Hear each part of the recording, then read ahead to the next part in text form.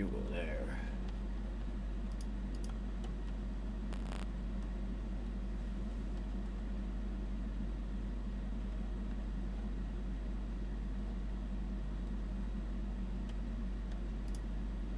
You go here.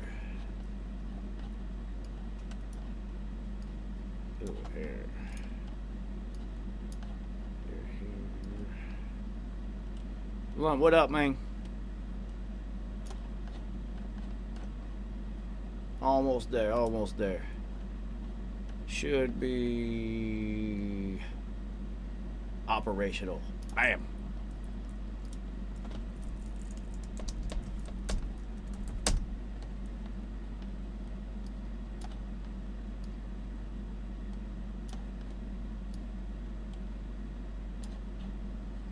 Alrighty, one more thing.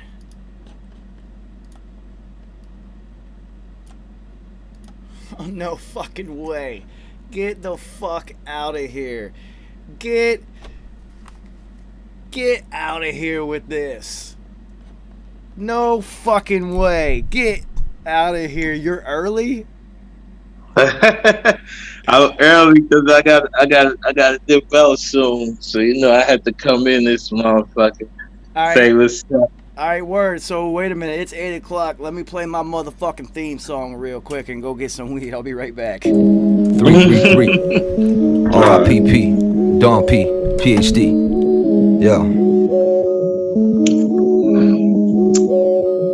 I said R.I.P. TV. Tell the homie. Mob Deep Mondays, that's everyday, thoughty. It's all for the community. That's what P showed me. We lost without the unity. Where the fuck is the OGs? R.I.P.P. God bless the real. Only for the righteous, the rest will go to hell. Flipping through the book of Revelation, figure it out. Transliterate the translation, do it yourself. It's the last days, life is a test and we in a cage. Concrete jungle, everyday struggle. Fuck the pain, I'm on some HNIC shit. Hegelian 3 shit. If you don't know what I mean, you was never G. Real shit, R.I.P. Yo, P, play that beat back, 333. Burn some weed, repeat that. Shake me up a tuka pack, break me off a 20 piece. I'm gone, never looking back. Yeah, I can't talk to me. R.I.P. TV, tell the homie.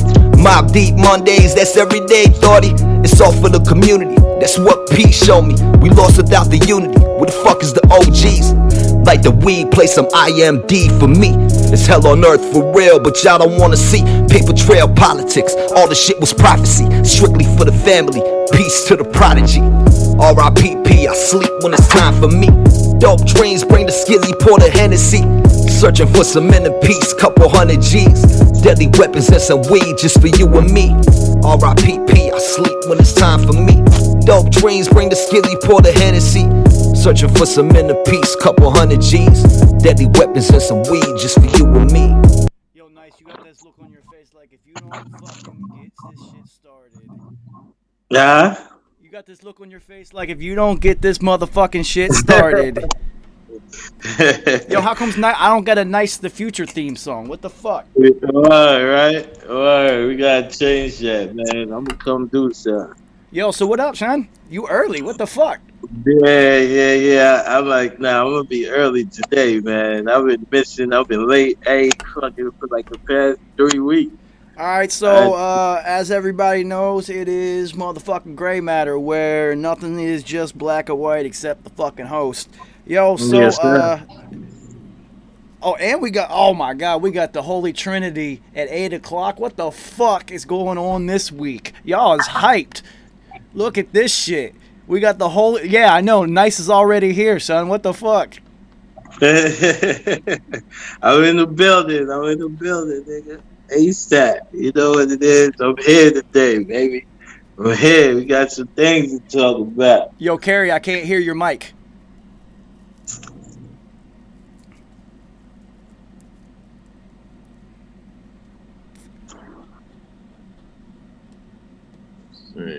There you are.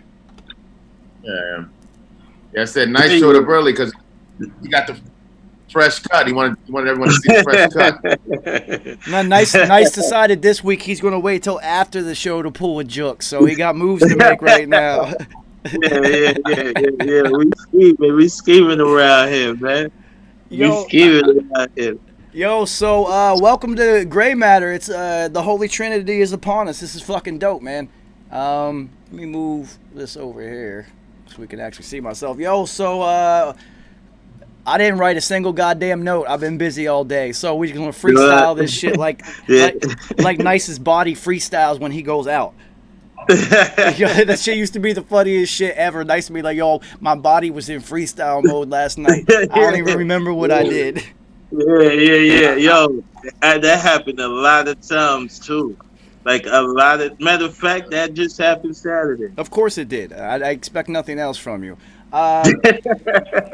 Yo, so since you have a limited window and you got jokes to do and you know, blackouts to occur, yo, so everybody, of course, everybody watched Tampa Bay and Green Bay. So we're gonna start off there because you know I watched that shit.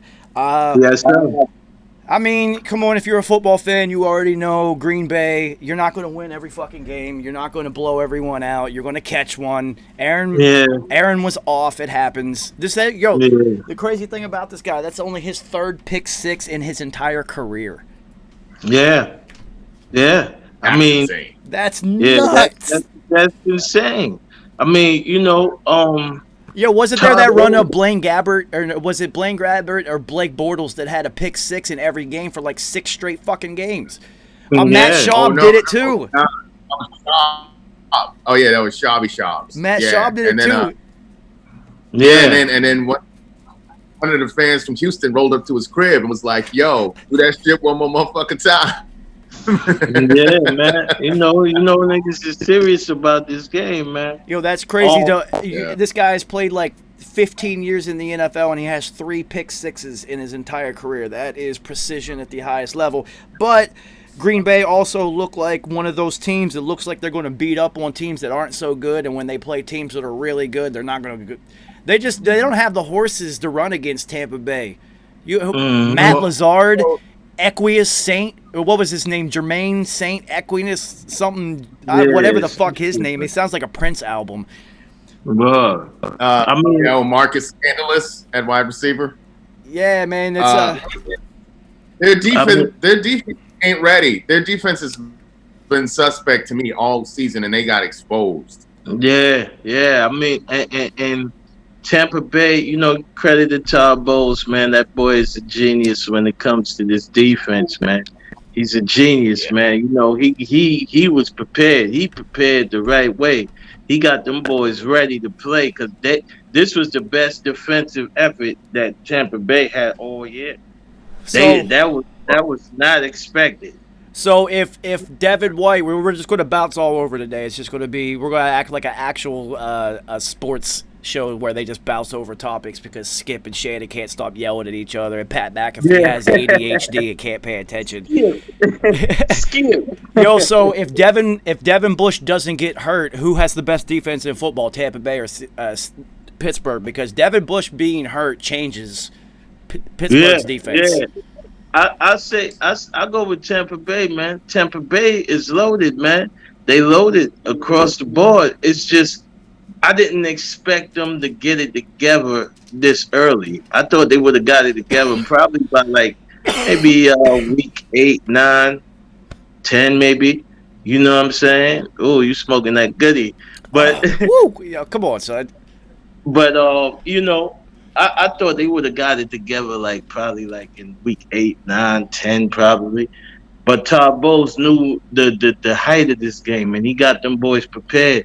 I mean, even if you hear listen to White when he was doing his interview after the game, he said it. He was like, Todd Bowles prepared us real crazy this week, and we got it done. We just executed exactly what he told us to do. Well, Kerry, I think we all know Famous Jameis. We love him, crab legs, and whatever else. And this is another game where Tampa Bay goes down 10-0 quick. And also 10-0 to Aaron Rodgers, who was playing at, I wouldn't say the peak of his career, but he's really been playing well this year. Yeah, see, I know Nice is about to turn it up out there. And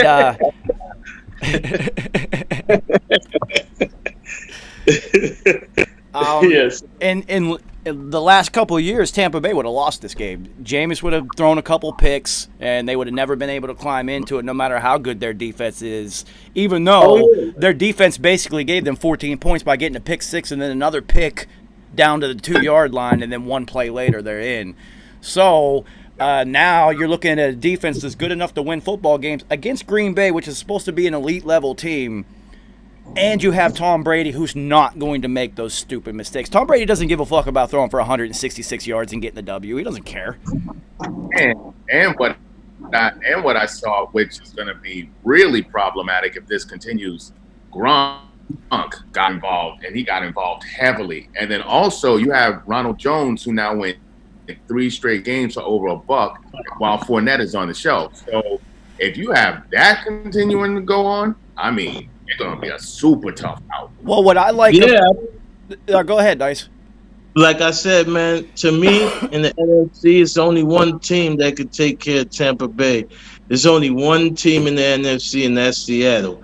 If Seattle don't get it done, I don't see anybody else getting it done. Not at this point. And you know, football's the ultimate overreaction sport because there is a week in between games. So we have a week to just like completely say somebody's world is burning down. Like the whole sports analyst world is saying that it's over for Cleveland. Baker's got to go. Blah blah blah. First of all, he played with fucking bruised ribs. Half of his O-line was down. And he's playing against a very active and fast and angry Pittsburgh defense. You know, there were plays where they were holding him up and people were hitting him in the ribs, like gang tackling. And Chubb Eater's not there. Chubb Rock is hurt, so T.J. Watt and Dupree, man, those two the two most actually right now they are in the top 2 in the most dominant edge rushers in the league right now. So I mean, have a season. It helps when you've got a defensive player of the year candidate on the other side.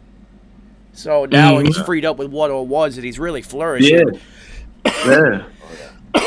So no, I mean, I just don't trust Seattle's defense to do anything, and they are using Gronk again. But the interesting thing about Gronk, though they're going to slowly bring him in, especially with O.J. Howard's injury, Gronk decided to Gronk spike with his left arm after he scored, which shows to me that he couldn't pick up his right arm and slam it down. Yeah, he has a shoulder injury. He's already got a shoulder injury, so he is already banged up. So you are going to want to kind of limit his usage because, you know, come on, when you have Tom Brady, you're focused on playoffs and Super Bowls, so you really give a fuck. It's just get there.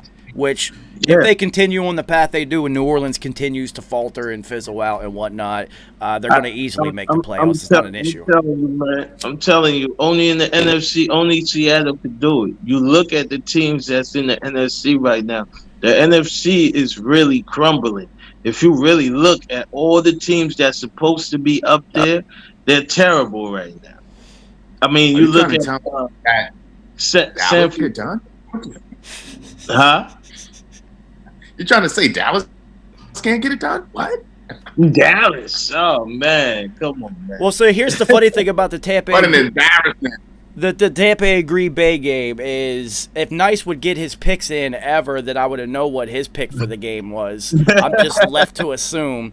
But of the ones of us who did pick, I'm the only one who picked Tampa because Tom Brady just doesn't lose back-to-back games. It just never happens.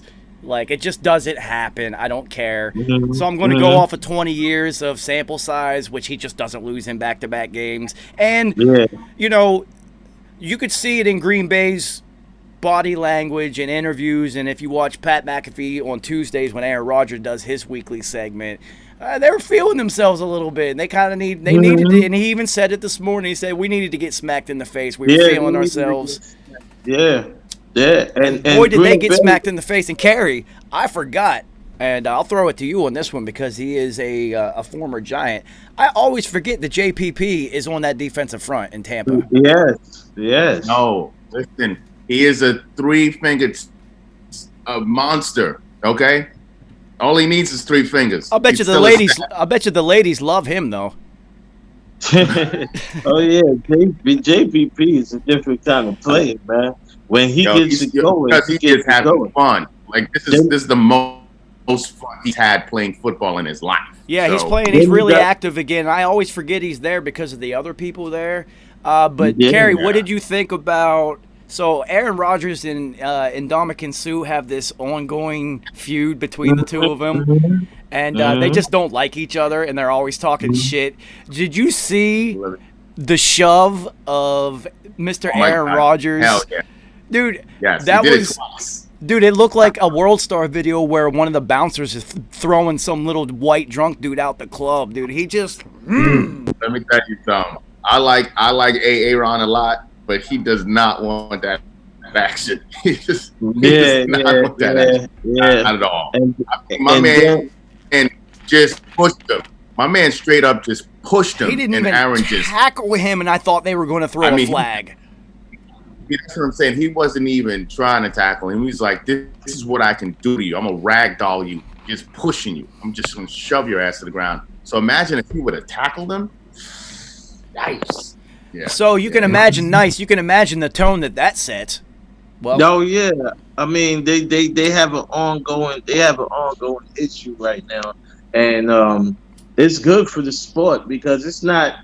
I don't think it's where it's gonna get really violent, but it's a lot of trash talking going on, and well, I think the same amount of trash talking is going on that's always going on. I just think you can hear it because there's no fans and crowd noise. So it's really prevalent this year. Yeah. What I didn't like though is not one offensive lineman stepped up to look out for their franchise. Yeah, nice. What do you think about that? I mean, Aaron Rodgers, though he does this show on Pat McAfee, and I gotta admit, man, it shows his personality, and he's really funny, and he's really fucking smart, and he's really engaging and shit, and him and Pat and Aaron or AJ Hawk, they're actually friends, so the synergy's really fucking dope. But it has followed him his whole fucking career that he's a bad teammate. And then Kerry, I didn't even think about that shit. Do you think it was A, they don't like Aaron Rodgers enough to step up, or B, they ain't want none of that smoke? I mean, I think it's a little combination of both. Like, I'll say this. Like, I remember this basketball reference. I remember when Karl Malone elbowed David Robinson to the temple, and he crumbled, and not one Spur went over there to fuck with him. I mean, like, David Robinson was the franchise. You're the admiral. Handle that. One Spur went over there, and I was like, wow. So, yeah, they were shooketh. But also, they were like, well, he probably deserved it. He deserved it, and they were getting. Yeah, that was real interesting. I was so enthralled by how easy it was for Sue to just fucking throw him down like he was a baby. Like, and it was just like, God bless America. He could have done whatever he wanted to you. He could have destroyed that man. Yeah, that was incredible. But so, what do you think about Green Bay now? I mean, we know that they're more of a B-level squad. It's not an A-level squad to me. It never was because A, they don't have the offensive weapons to actually compete if they have to get into a shootout, and B, their defense fucking sucks. So, to me, they're a B-level squad. Did Tampa Bay just expose them as non-relevant, or was it just a blip in the journey? Well, I think it's painfully obvious at this point that they are going to need home field advantage. If they want to make any sort of noise in the playoffs, they're going to want it to have to go through Green Bay, and people have to play in that weather. But yeah, I mean, Devontae Adams comes back. He was struggling. Well, not only is Devontae Adams going to struggle if I play a defense and I have a good quarter, or even if I have somebody that's okay, Devontae, I'm gonna be racing him. And one thing y'all must remember too, Steve McClendon just joined Tampa Bay defense as well. And wait a minute. This is where we have fun. Nice. Did you see the look on Kerry and myself's face when you just said that? Neither of us reacted at all. The screen wasn't frozen. We just weren't reacting. No, he's not there to he's gonna physically make plays, not really, but he's there to rally the troops. He's a leader. He's a captain. He does. This is what he does. Yeah, I'm sure that Steve McClendon is coming to Tampa Bay, where Tom Brady is the quarterback, to be a leader and rally the troops. I mean, that's exactly what they need. Yeah, I know. There's a ton of locker room Pro Bowlers out there. No, right. And he's gonna fit right on in, and he's gonna give his result. Second team Pro Bowl locker room. I'm telling you, You know what I'm saying? that front line is going to look vicious in the next couple of weeks. That's all I'm gonna No, tell I'm you. with it. I'm with it. I just think it's hilarious that the Jets are literally, and there was a report that came out this morning internally that the Jets are literally tanking on purpose. Yeah, So we already know that Sam Darnold's out of there because why wouldn't you? If you can get Trevor Lawrence, why the fuck would you keep the Rudy over Rudy? What was Rudy's last name? Rudy Rudiger. Why would you keep Rudy Rudiger over here? Oh yeah, we going for Trevor Lawrence, man. Oh, look how happy he is. Trevor Lawrence is nicest guy all of a sudden. He been my guy.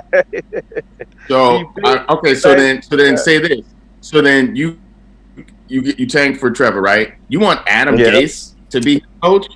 Oh no, he's out of here. Every quarterback has gotten better once they've left Adam Gase. All right, so Kerry, let me ask you something because I've been waiting for this. And Nice, you don't get to answer this first because you're too much of a Jets fan to answer this honestly. So I was talking to somebody during Sunday's game about it, and I came up with this theory. What if Adam Gase has somehow convinced ownership, because he's convinced them that he's a genius, right? And Peyton Manning's in his back pocket somehow, right? What if he gets Peyton Manning to make another phone call and they convince ownership that it's all Sam Darnold's fault and that if you pair Adam Gase with Trevor Lawrence, then you have reached, and they fucking keep Adam Gase and still get Trevor Lawrence. Oh my God. I think it might actually happen, son. Because he still has a job, and I don't know how. I hope not. I hope not, man. I hope not. Adam Gase is terrible. He's a quarterback killer. I don't know what they see in Adam Gase. He's completely lost his mind. He's totally out of sync with everything. Like the plays he calls, I can call it. I see it every time he makes a play. I can read it. So imagine what the defense can read. So, Kerry, are this year's Jets the worst professional football team you've ever seen? Yes. I agree with that. I think this performance last week, they literally, nobody's playing for Adam Gase. Nobody's even trying. Yeah, nobody's trying. But you know what though? So then I would even actually look at Dallas, and I'm gonna tell you why. Because they have way more talent, and them jokers don't even try. They've already packed their bags. They're already in Cancun. So look at Marcus May.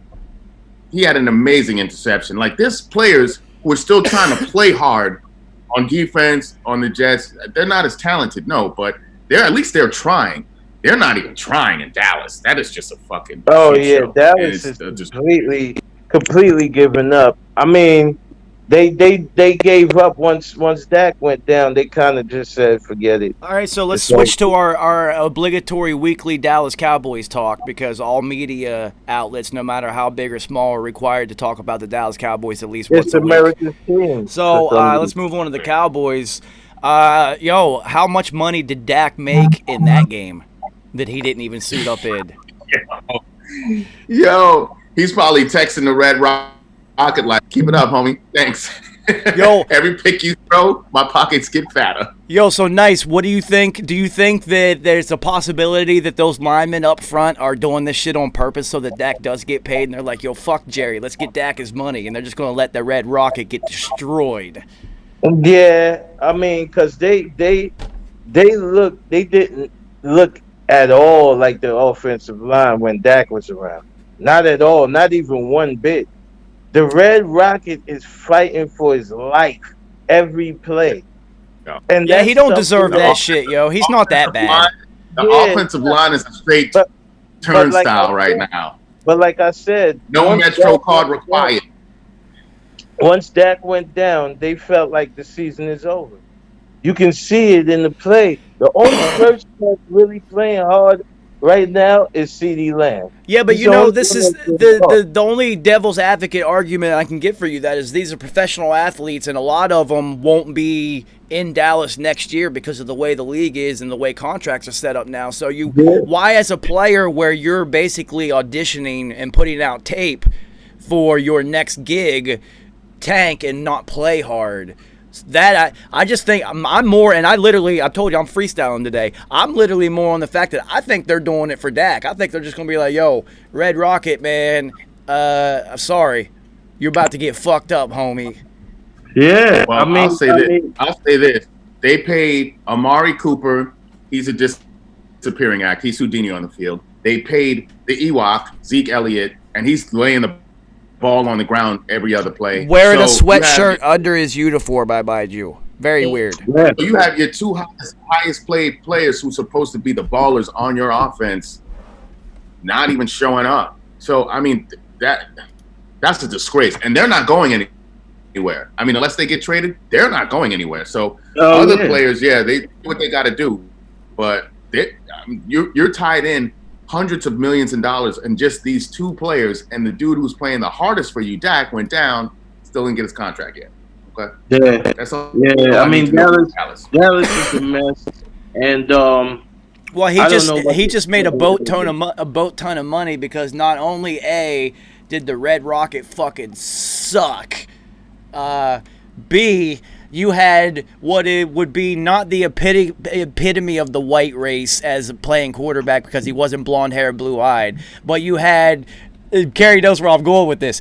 You had the Norse Viking version of the epitome of the white race in the Red Rocket, and he fucking sucked. So what do you think now, Jerry Jones? Yo, Dak, just keep balling, Red Rifle, keep balling, because you would have had a better job if you had Pippi Longstockings back there. Wendy's, because at least you would have had burgers after the game. At least you would have had burgers. That's right. I mean, Red Rocket, man, I feel bad for him because he's really in a bad position right now. You know, I mean, it's really not his fault, and he's getting thrashed out there, and he's not a bad player, but it's just what it is. Once they seen Dak went down, they the whole team just pretty much gave up. They gave up. Nah, it's incredible. So, another obvious thing that happened, and we all knew this was going to happen, and these are the easiest games to pick, is I think we all knew that Atlanta was absolutely going to destroy Minnesota this week. You finally get rid of Dan Quinn and Dimitroff. The players always ball out.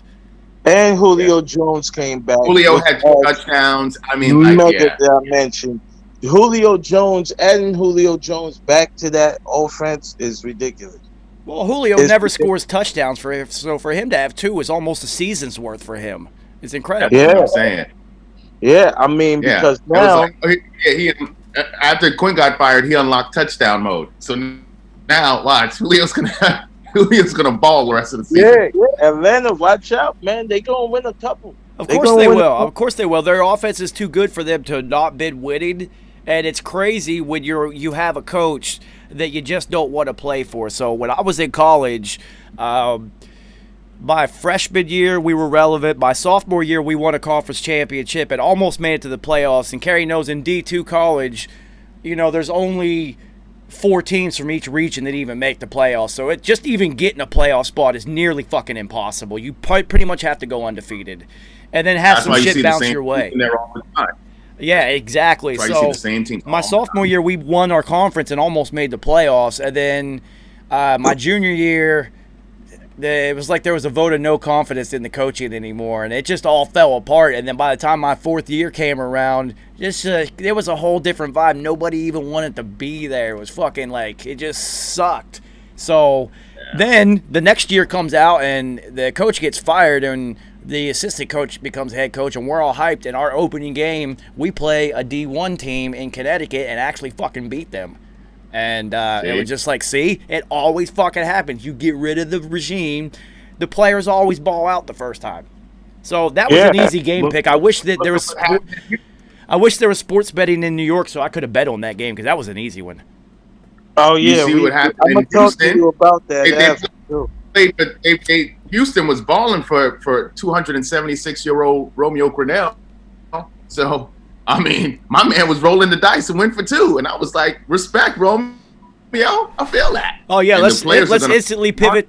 Let's instantly pivot to A, that game, and then B, that decision.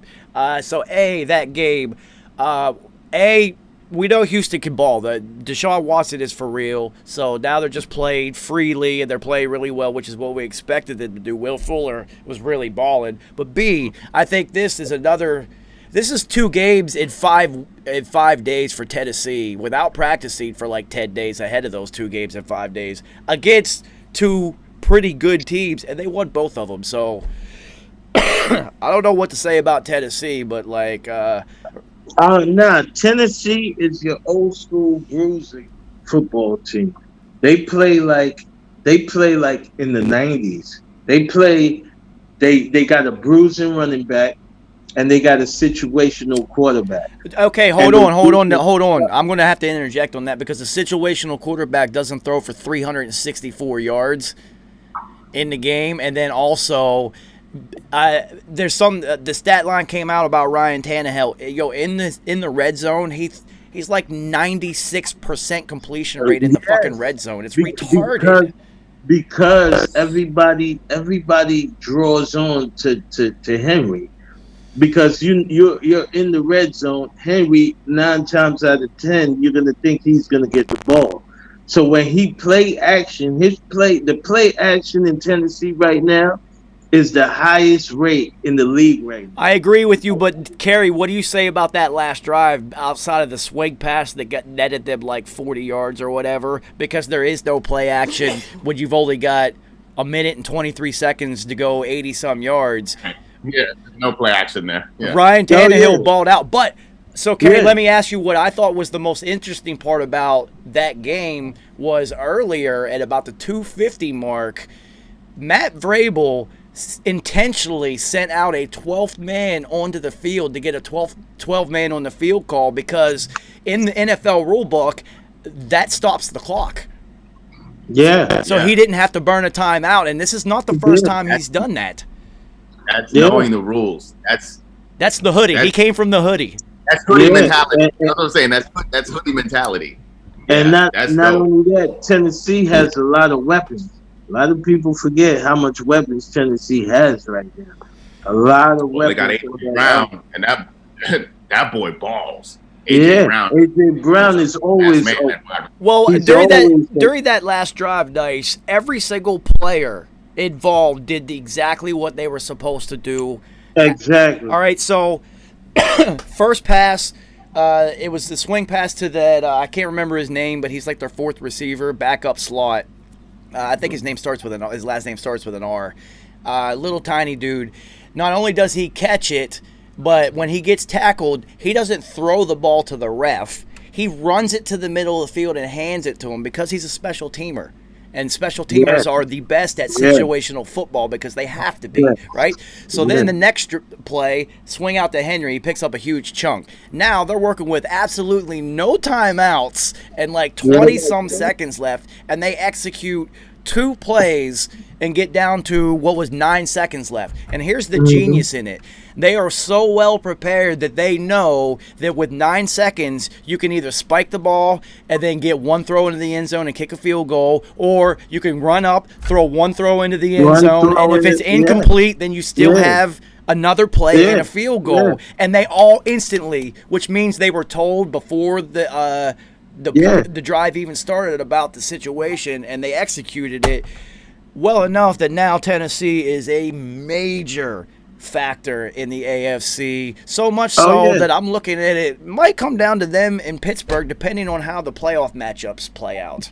I will say that Romeo did cost him the game by not kicking the extra point earlier and going for 2 when he didn't have to go for 2. He kicks the extra point.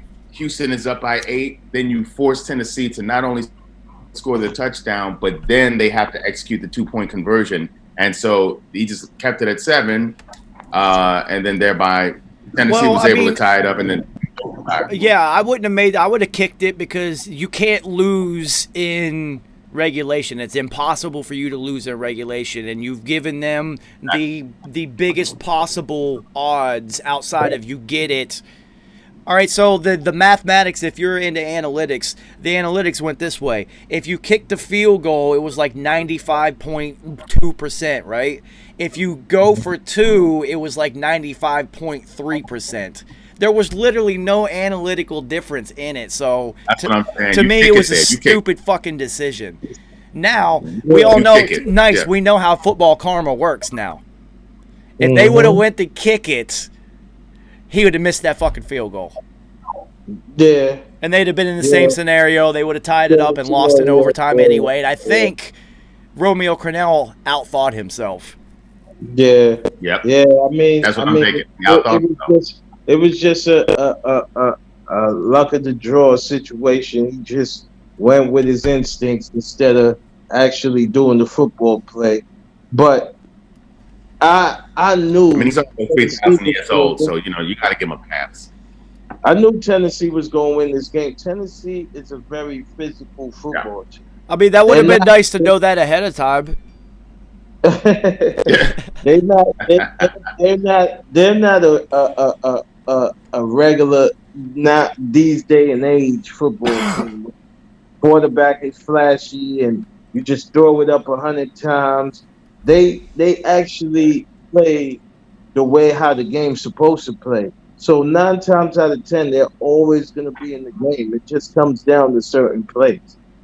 This is why Tennessee is going to be very, very, very problematic when it comes down to in the playoffs. They're going to be a problem. Well, plus you don't play off football, Kerry. You don't. They play like the old Washington team when they had Riggins. It was very simple. John Riggins was going to get the rock, and there was nothing you could do to stop him. They converted on third down. You know what I'm saying? Theismann would convert on third down, and then they just played tough D. It was simple and tough, and they line up man on man. We just going to be better than you. That's it. Yeah, we got LeBron. We got LeBron playing running back here. So yeah, stop him. Henry is a problem. Right. He bulldozes play. He's a major problem.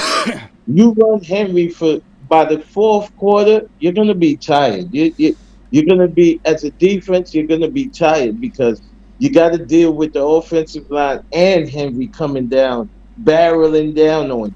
All 200. We'll have to say this though. Taylor Lewan is a big injury. Yeah, that's a huge injury. I wanted to mention that, Kerry. And the other thing I want to bring up, just about the freak nature of Derrick Henry. Have you ever in your life seen someone that big run that fast on the football field? Yes.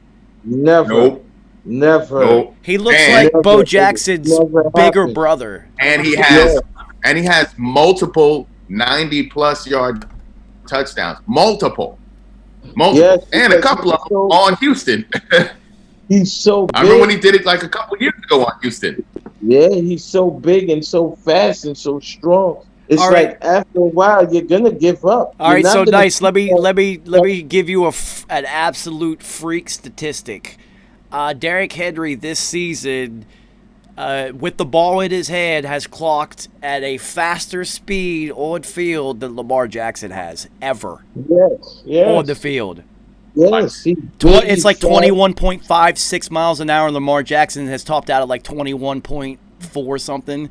So you're talking about 260 some pounds running faster than Lamar Jackson. Yeah, he's incredible, man. He's an incredible beast of a running back, man, and you cannot shut him down for 4 quarters. It's not going to happen. Yeah, Colton in the chat. Colton said Derrick Henry is exactly like the custom-made Madden character they used to make. There was like 6'10", 300 pounds, and ran a 4.2, 99s at everything, and just bold. And he is like that in real life. And he's got the illest stiff arm. Oh yeah. Last week he did a stiff arm that was so mean they had to ask him, and he said, "Yeah, man, it's from the curls." Yeah, I do mad I do a lot curls of and shit, and it's just like, yo. So Kerry, speaking of that crazy stiff arm, yeah, he pulled a Gronk and he threw Josh Norman out of the club. So I wanted to bring up a note on that. So Raheem Mostert in the Niners game against the Rams stiff armed Yeah. somebody so hard that the guy bounced off his back and ended up back on his feet. And I have never seen that. He dribbled him like a basketball. Yeah, yeah. I know what you're talking You know about. what I'm talking about, Nice? I've never seen that in my Yeah, I've life. never seen nothing like that That's in my great. life. I mean, Yeah. you know, the new NFL, man. Dudes are stronger, I gotta faster. tell bigger. you, this year they've been savage because if you remember what Josh did, now he mushed a linebacker out the way, and then he just shook off a DN. I mean, but he mushed, I forget which linebacker, he mushed him to the ground, and then just kept on scooting. Mhm. So yeah, this is a different day and age. Offense is not playing around. Yeah, I know you. I don't. You guys can't see this right now. I'm pulling up the one where he dribbled him like a basketball. Oh my god, dude! He bounced. He literally landed back up on his feet like a kung fu movie. It was like a kung fu movie, son. I've never seen that in my entire life. I've never seen someone get bounced and end up back on their feet. That is fucking amazing. And not only did he do that, later on in the game, he carried 4 Rams with him for 5 yards to get a first down. He's clocked the 2 of the top 3 fastest on-field speeds this season.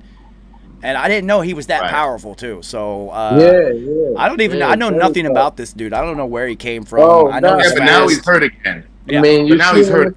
You seen him in the Super Bowl last year. Yeah, of course. But yo, that stiff arm. What he I thought did. Derrick Henry's stiff arm was the craziest shit I've ever seen. But that dude bouncing a man off of the ground is the stupidest shit I've ever seen. That was an NFL linebacker that got bounced like a beach ball by a baby. It was incredible.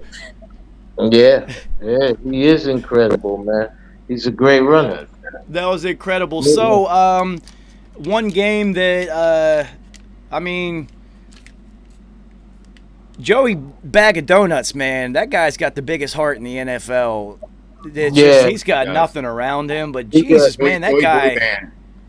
All he has is T. Higgins around him right now. Did you hear what you just said? Yes. Wow, I feel bad for that guy. Yeah, as he should. That's why I said it. He has T. Higgins around him. He's just doing things that he's not really. No one really counted him to do. I will say that, but Joe Mixon is balling this year, so he does have. Joe Mixon's balling. He does have Mixon, but that offensive line, oh my God! This kid is so impressive to me because every single week it does not matter. They're still in the game somehow. It's unfortunate that when they get a lead, they just give it up so easily, and that keeps happening to them. Yeah, I mean, one thing about it, one thing they should be happy about is they got their centerpiece. Now they just have to build on it. They got to put weapons around them, and they got to protect them, and they'll be fine. They'll be 100%. Fine. Nah, Joey Bag of Donuts is. I would say that he's the most. Badass now. I would say he's the most impressive rookie in the NFL, but Herbert is absolutely balling with every snap. Yeah, Sherbert is balling right now. He's not playing. He's not playing right now. Sherbert is not playing right now. He's balling out his mind right now, as he should. I knew he was gonna do that because he is a really good No. I'm not letting you get away with that. Justin Herbert is not your guy. Hold on. God damn it, motherfucker.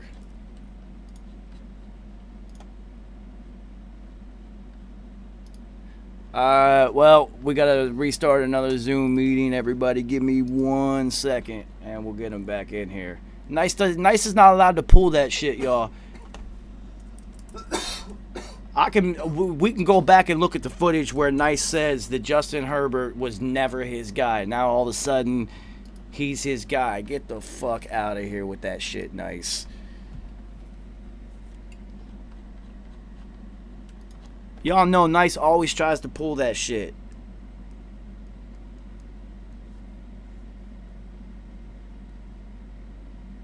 Hold on, let me tell him I sent him the link.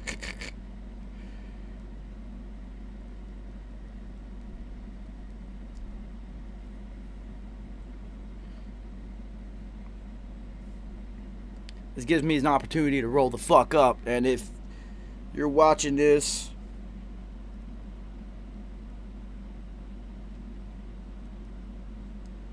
it's the perfect time to roll the fuck up. Well, A Money and Colton, we'll get to the Steelers. Bills, what up, man? We'll get to that whenever we get these two guys back, because the Steelers looked real good. Thank God Nice is back, because I'm not. It was very fortuitous timing for the Zoom to kick us out because I refused to subscribe to their service. But yo, I'm not letting you get away with that shit, Nice. No, I can pull up the episode where you loudly proclaim that Justin Herbert is not your guy. Yeah, no. He's not my guy. But like I said, he's definitely not my guy.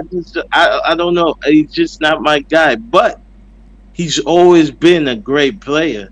Like I said, he was actually the number 1 ranked quarterback in college last year, the beginning of the season last season. Everyone knew that, but he's just not my guy. It's something about him. He's just not for me. I will tell you, that kid looks impressive. He's a great quarterback. I mean, he played he won the Rose Bowl last season.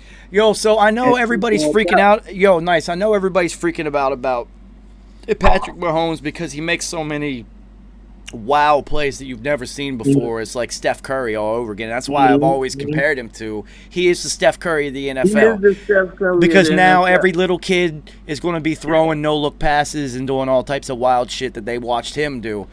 But Herbert is literally the most impressive rookie quarterback that I've seen. I can't even remember. Because he plays the position exactly how you want a player to play that position. Well, he plays the quarterback position the way I want a quarterback to play. Exactly. That's for fucking sure. And how you and everybody else would want a quarterback to play that position, that's how he plays that position. He's the exact quarterback that you need. Kerry, Nice had very fortuitous timing that the Zoom meeting got ended on our time limit on the first part, right when I was about to roast him for trying to claim that Justin Herbert is his guy all of a sudden. No, he's not my guy. He's still not my guy. But I mean, he had that prognostication. You know what I'm saying? He was not on this. Yeah, he's still not my guy. But he's what you need in a quarterback. He plays the position right. He does everything right. He's just not my type of guy, But he's a great quarterback. He's gonna be great. He ain't your type of hype. I feel you. Yeah. He's not my cup of tea. I wanted to say one more thing about Joey Boy Band Bros. He did this. He sliced that Indianapolis Colts defense that was supposed to be so damn good. I don't think they're that good. Rookie came in there and they had all their players on D. So I don't even want to hear that. They had all their players, and he still sliced you up. And had Philip Rivers had to bring him back. Well, I mean, Kerry, not only did he slice them up, but so did Baker Mayfield the week before look like an all-pro quarterback, and then all of a sudden they come back. And now, mind you, A Money and Colton will finally talk about the motherfucking Steelers, I guess. Mind you, the Steelers defense is probably it's one or two really the best defense in football. Realistically, not that on paper the opponents we've played shit that the Colts have been getting away with, but Baker Mayfield looked like an absolute stud against them. And then went up against Pittsburgh and looked like an absolute dud. So, I don't that number one defense thing. I've been watching football. They do not have the best defense in football. Not even close. They don't. They just play They like got a good you said. safety. They got a dope linebacker, but that's it. Yeah. They just played a couple of teams that they got away with things, but as the season get deeper and it gets tighter, they're gonna get exposed. I 'Cause mean, you know, they're as not. they're going to have to play some real teams eventually. Yeah, So we'll yeah, see. And yeah. they've already gotten kind of exposed as not a dominant defense. You let Joey Bag of Donuts with a terrible offense throw up 27 on you, and you let Baker Mayfield. What did he put up 48 on him or something retarded like that? So like, If it wasn't for the Bungles' terrible defense, they would have easily won that game easily. exactly. That's what's Yeah. funny about Joey Bag of Donuts is that he is, as a rookie on a terrible team, is keeping you in the game, and that's the difference Yeah. between him and Herbert because Herbert is blowing leads Yes. to where Joey Bag of Donuts is keeping these teams. He's actually keeping them in games where Herbert, yeah, they've lost a bunch of close games, but they've had consecutive weeks they had 17-point leads and blew both of them. Now I know he's not playing defense, and the Chargers defense And then isn't that good, but closer, he's not converting the third down. So exactly, crucial third and that's one thing you have to look at if a team is blowing leads. Not only is the defense allowing the other team to score, but that also means the offense has stopped fucking scoring. So you're also not scoring when it counts the most when your back is against a wall. Where Joey Bag of Donuts, that is where he is getting his numbers at, and that's the difference between the two. It's just physically when you look at Justin Herbert, it is just like, oh wow. This is Andrew Luck, but even better. Like, Andrew Luck, but more situational. yes, His physical attributes is ridiculous. He looks like a man playing that position. yeah, And, that's incredible. That's he's incredible, man. that would have been He's gonna- hilarious. I want to. all the Chargers players were saying the right thing when Tyrod was the starter. They were like, "Yeah, no, Tyrod's our guy." They were like, "But you know what? Justin Herbert, he's good. We're eager to like see what he has." They all know that they wanted her to be in there. They all knew that shit. Yeah, so I Kerry, mean- imagine this visually because I don't really watch college football anymore. I'm really just an NFL savant at this point. I need to go back and watch the replays, but traditionally, I do remember that Oregon's running backs were all track athletes and they're all really small. Yeah. Now, I need to go back and watch Oregon's run pass option offense being run by a quarterback who is 6'6", easily 6'6". Oh yeah. With these running backs who are my size. It's got to look hilarious. Justin Herbert was putting up tremendous numbers last year. All right, so as a side note, it's got to look like that great. So my high school, Little Cameron High School in West Virginia, ended up on ESPN top 10 once, right? And I actually saw it, and it blew my mind because I was like, how the fuck did this happen? Well, it's just so turned out that their starting quarterback was 6'10", and his starting center was about 5'9", and they snapped it from center, not even shotgun, and it was absolutely hysterical. Oh my god, that must be the stupidest thing. Dude, he looked like he was taking his shit because his knees were like up by his single ear time. holes. It was hysterical. Yo, he was so tall, Kerry, he actually ended up going to WVU and playing power forward basketball. That makes sense. For 4 years. Yeah. So, and he played, he was just, why wouldn't you put him at wide receiver or tight end? Why would you have him at quarterback? It was so fucking retarded.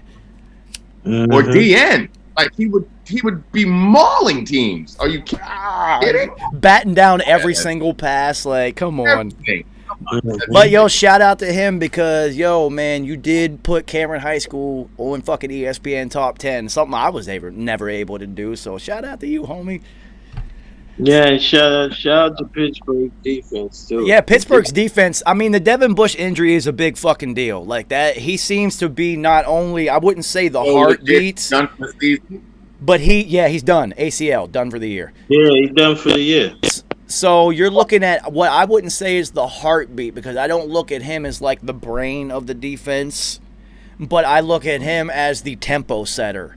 He is the one who's setting the tempo on the field. We're hitting this hard. We're playing this fast. Follow me. And that's a huge loss. But I will give Pittsburgh credit because his backup came in and started wrecking fucking shop.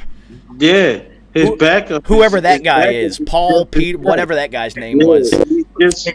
On every level, they got a guy. Like they got Minka Fitzpatrick in the back. They had Bush, but they still got another guy. They got both Yeah. Bud and Yeah, Watt they'll be and fine. They'll be just Hayward and Hayward. Pruitt. Let's not forget they got these other guys too. So And like Nice said, you got Joe Hayden at one corner who is capable Joe of, Hayden. of battling a number one receiver all day. all day. that is true. Proficiently. Like they might All D day. Hop is getting Like numbers that. on everybody. So Right. but he He's is like a Al Harris at this point. yeah. Chris Yeah. was a fucking pet. You know who And he shout out to Notre Dame hopeful Chase Claypool. well, we'll get to that because I know he's your guy all of a sudden. He's been my guy. But Kerry, I got a better comparison for you. He looks at this point of his career like exactly like Chris McAllister. He's even Yeah. playing like Chris McAllister Yeah, used yeah. to. Like he's at that speed, that Yeah. type of play, Yeah. that level of play. He's a little slow now. Yeah, he's- Chris McAllister was a bigger corner. Yeah, That's but why he's at that Al level Harris of his is big. career where he's still fast enough. He's smart enough to play with the number one receiver, but they're going to give it to him. Like DK Metcalf is giving it to everybody. You saw what he did to Gilmore, so it doesn't My fucking guy, matter. my guy. Oh, that's everybody's your guy. So let's go to your other guy, Chase Claypool, who Chase Claypool. who is apparently is a very smart individual with his Notre Dame degree because he is already trademarked Mapletron. So that's his nickname. We're going forward with Yeah. that. It is what it is. Really? Yeah, he Yeah. already trademarked And it. he's a monster. He is a monster on that field. And- he can do it all. And he's smart, Kerry, because he's Canadian. And Toronto Raptors have proven that the entire country will support you in an American support. So you have the Yeah. whole country. Absolutely. Yeah, Toronto, he Canadians does it all. Canadians support their athletes like the South supports their rappers. Exactly. Yeah. I mean, at six, what is 6'6", 200 and something pounds. He's an absolute monster. He's an absolute monster, And and let me also say this. Let me he is let the me keep it a star of buck. that team. What's going on out here? That these Canadians are coming in here wrecking shop. Taking in germs. sports. They, This ain't hockey. They trying to take our job. they took his job. I know So they Antonio were Brown. making- Yo, Antonio. I mean, think about it. In basketball, they wreck shop. Now football too. Yo, I know Antonio Brown fucking hates maple syrup now. Yeah, Yeah. he's upset because Yeah, and that he guy thought needs they a would have job. never I mean, told I know somebody somebody like crazy, him. but somebody needs to kick the tires on Antonio Brown. I mean, Well, come on now. I think there's a possibility now that we're heading towards week 8 and he is going to be available to be in the facilities and whatnot. That somebody like Green Bay is going to look at him because they're after I the would game like think- that. I think the Ravens is gonna get him. Well, that would make sense because it's his nephew or cousin, whoever Hollywood Brown is already there. Yeah. And Harbaugh has a big enough presence and 2 Super Bowl rings to put in his face like, yo, I do this. And, they do keep Ray Lewis around. So if you needed him to come around and, like, be an authoritative figure, you got Who's Ray. also from Florida. That got the Florida connection, and And then beat it. Lamar Jackson also Florida. And he beat a murder rap in the middle of his playing career. So, like, he knows what it's like. So, They all got something in common. yeah, nice. That's actually a really good fit for him. But I think Green Bay, Antonio Brown, it's Aaron Rodgers, dude. But the question is, how long with Aaron Rodgers? How long is he going to stay there? Maybe another year or whatever. But if you're Antonio Brown and you need to prove that you can still play, I'm going to go to Green Bay for that 8-game stretch. Remember Andre Badman from Rising, and he went to Green Bay when Favre was there. I mean, he had just got there, and then he helped them win a Super Bowl. And then he was out. He was like, "I need that Super Bowl money because my girl burned all my sneakers and my house down." So Exactly, and Antonio Brown, he's got video budgets to worry about and shit like that, man. And then a buddy, could make sense. So, I mean, that's a good fit. I mean, I just see Green Bay because they just need something. They need something else besides Devontae Adams and Aaron Rodgers and now Aaron Jones. And last night it was proven, all right, let's take away Aaron Jones and see what you really do. And it's really funny because Tampa Bay looked like New England last night. Like they look Yeah. like New I'm England. just gonna take away your best thing that you Todd do, Bowles, man. and now Todd you Bowles. can't do squad douche. And then on your defense, all right. Tom Brady, 166 yards. We're going to rush for 200 on you. They look like fucking New England last night, and that's such a huge adjustment after that Chicago debacle. So Chicago, 7 quarterback hits, multiple sacks, picks, like 13 hurries, and then you forward to this game when Those you're could have won the game. yeah, and then you forward to this week when you're playing against Green Bay, who's supposed to be an elite team, and Tom Brady literally looked like he didn't even take a snap. Zero sacks, 0 turnovers. There was like 1 hurry. Like it was retarded. Did you see him after the game? He was just like, "Hey, hi everyone. Hi, how's it going? I'm Tom. How's it going? Yeah, you look winded. Are you all right? What you do? You play a football game today?" That was swell, guys. We should get together and do this again. I mean, I was like, wow, look at this guy. Plan, that is hilarious. the game plan was just perfect. It was just perfect. And Green Bay looked like they didn't have a game plan. They just looked like they came to play. So that right there proves to me that Tampa Bay will be in the NFC Championship game. It's going to happen because now you're looking at the last factor in what they needed. They already had an incredible offensive roster. B, they have one of the best defenses in football. And now their game planning, the coaching staff has proven to be adaptable and dominant because that game plan absolutely dominated the scene. It was over from the time it started. Dominated. It wasn't even. And the best thing about Bruce Arians is that he does allow his coordinators to be fucking coordinators and do what they do best. You know what I mean? So, and I mean, he's got 2 good ones because like what we said earlier, Todd Bowles is like one of the best.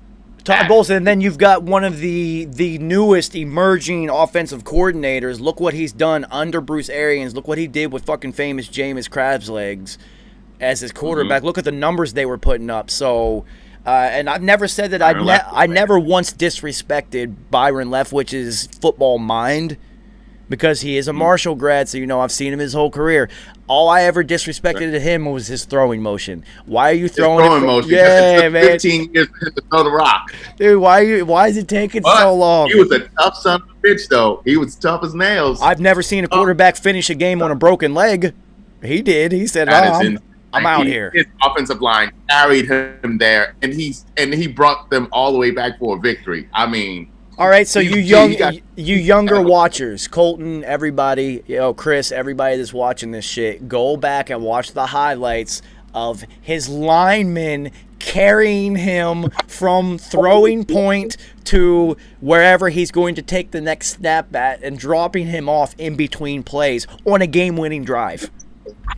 Hell Are you fucking kidding me? G status forever.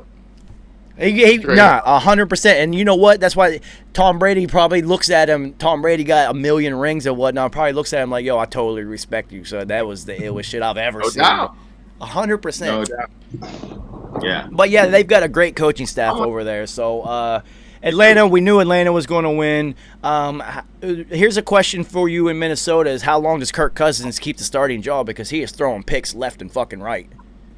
He's gonna keep it. Well, the bigger question is who's gonna backing replace him? That's what I'm saying. Who's backing him? Nobody's gonna replace him. Don't even know. Nobody knows.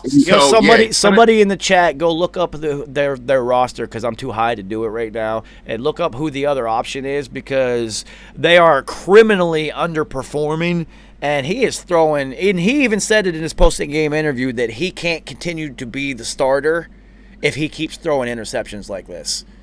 Even he knows it. Like, yeah, I mean, but he knows. He said that. Brilliant on his part. That's actually brilliant on his. That's smart. I mean, he did graduate from Michigan State. He is a college graduate. He's not stupid. Yeah. He be-rabbited himself. Like, I am. Yeah. Poor Flash. Yeah, I am. So now it doesn't even matter. He knows there's nobody after him. Who's going to really be after him? Like, okay.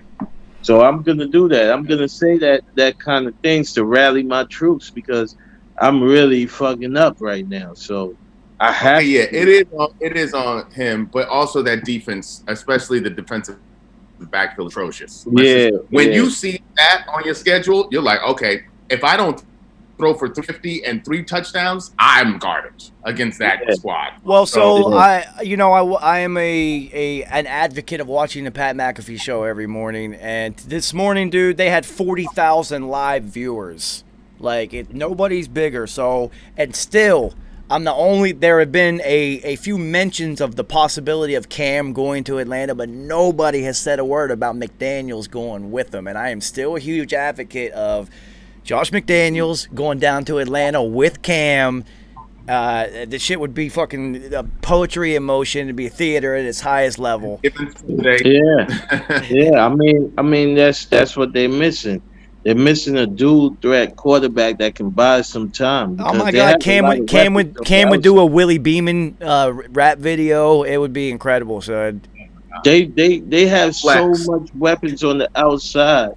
So much weapons on the outside. You just got to buy time. Give them some time. They'll get open. And Cam is a master of that. So it makes sense.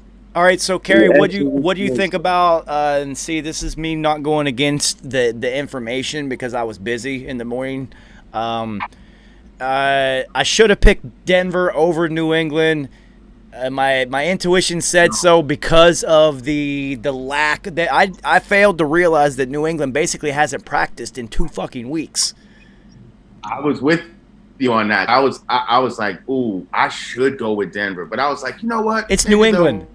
I think we all went with the Pats. We all went with the Pats because Denver. You really didn't expect. Oh, we all did. That's interesting. Nice. That's interesting. yeah. I mean, you don't expect that from Denver. Denver has no quarterback. Their top receivers done. I mean, they're pretty much just really trying to get by this season. It wasn't even about Denver, though, Dice. It was about the lack of anything for New England. You got Cam coming back after a multiple week layoff. You got I didn't even know they weren't even in meetings. They didn't have practice for 2 weeks. They were in full COVID lockdown. And then they had like 7 or 8 players that went into the COVID protocol and then were out for the game. So I had no idea. I wasn't paying attention. They were missing some key guys. That was such a trap game for them. They had an insurance salesman at wide receiver for Denver, Tim Patrick, getting busy on them. I mean, this guy. I mean, you have no Cortland Sutton. Judy was all right, but Tim Patrick has just emerged as this fucking dude who's like, all right, I can catch rocks. I'm just yards Denver, no big deal. That's incredible. So, Dice, let me ask you, is New England better than their record? Are they better than 2 or 3, or are they a 500 team? Is this what they are? They're pretty much, I would say they're a 500 team right now. I would say that. Yeah, me too. Because they're just... Joe Parcells says, what the record said they are. It's a lot of pieces they're missing. When you got that many pieces missing, it's incredible. It's incredible. We all have to remember that not only were they missing like 6 players from their active roster who were out, they're missing like 8 players from their trading day roster who opted out, and 8 really important pieces. So that roster is in shambles. And also, let's really keep it funky. Their receivers can't fucking separate. They can't get open. N'Keal Harry was never a separator. He was always, I'm going to catch it with somebody on me. That's Cam Newton is really, really trying to hook N'Keal Harry up. Just like, listen, bro, come on, you could do it. You could do it. And every time he throws in the rock, it's just it's not working out. Well, Kerry is not a good route runner. Kerry, let's go back and look at Cam's history with big, strong, not fast, as not top elite speed receivers throughout his history. They've always underperformed with him because Cam isn't an accurate quarterback, so you have to have active hands and a huge catch radius around him because he's always throwing high and wide. And Yeah. if you're not a good receiver, you're just an athletic freak. You're not making hands catches anyway. So this isn't even a factor. You know, like that adjustment that Gronk made on that touchdown, where he had to turn his whole body and keep both feet in and make it with one catch. Those types of wide receivers would never make that adjustment and make that catch. And that's what Cam's always had. Look at it, it's always big, giant dudes, and they've always just flamed out. Big first-round bust. Benjamin, like that. Yeah. Dude from Florida State. Yeah, that's Calvin Benjamin. But, yeah, Benjamin. And then there was the other one that they got right after him that was also huge. They tried to pair that's him what up I'm together. trying to think of his name. It's never worked out because Cam's not accurate enough to have somebody that's not getting separation. And it blows my mind that these GMs don't look at shit like this. Like, how could you say that Cam's a good fit in New England when there's not a single receiver on the roster that can get 2 yards of separation at any time? Not one.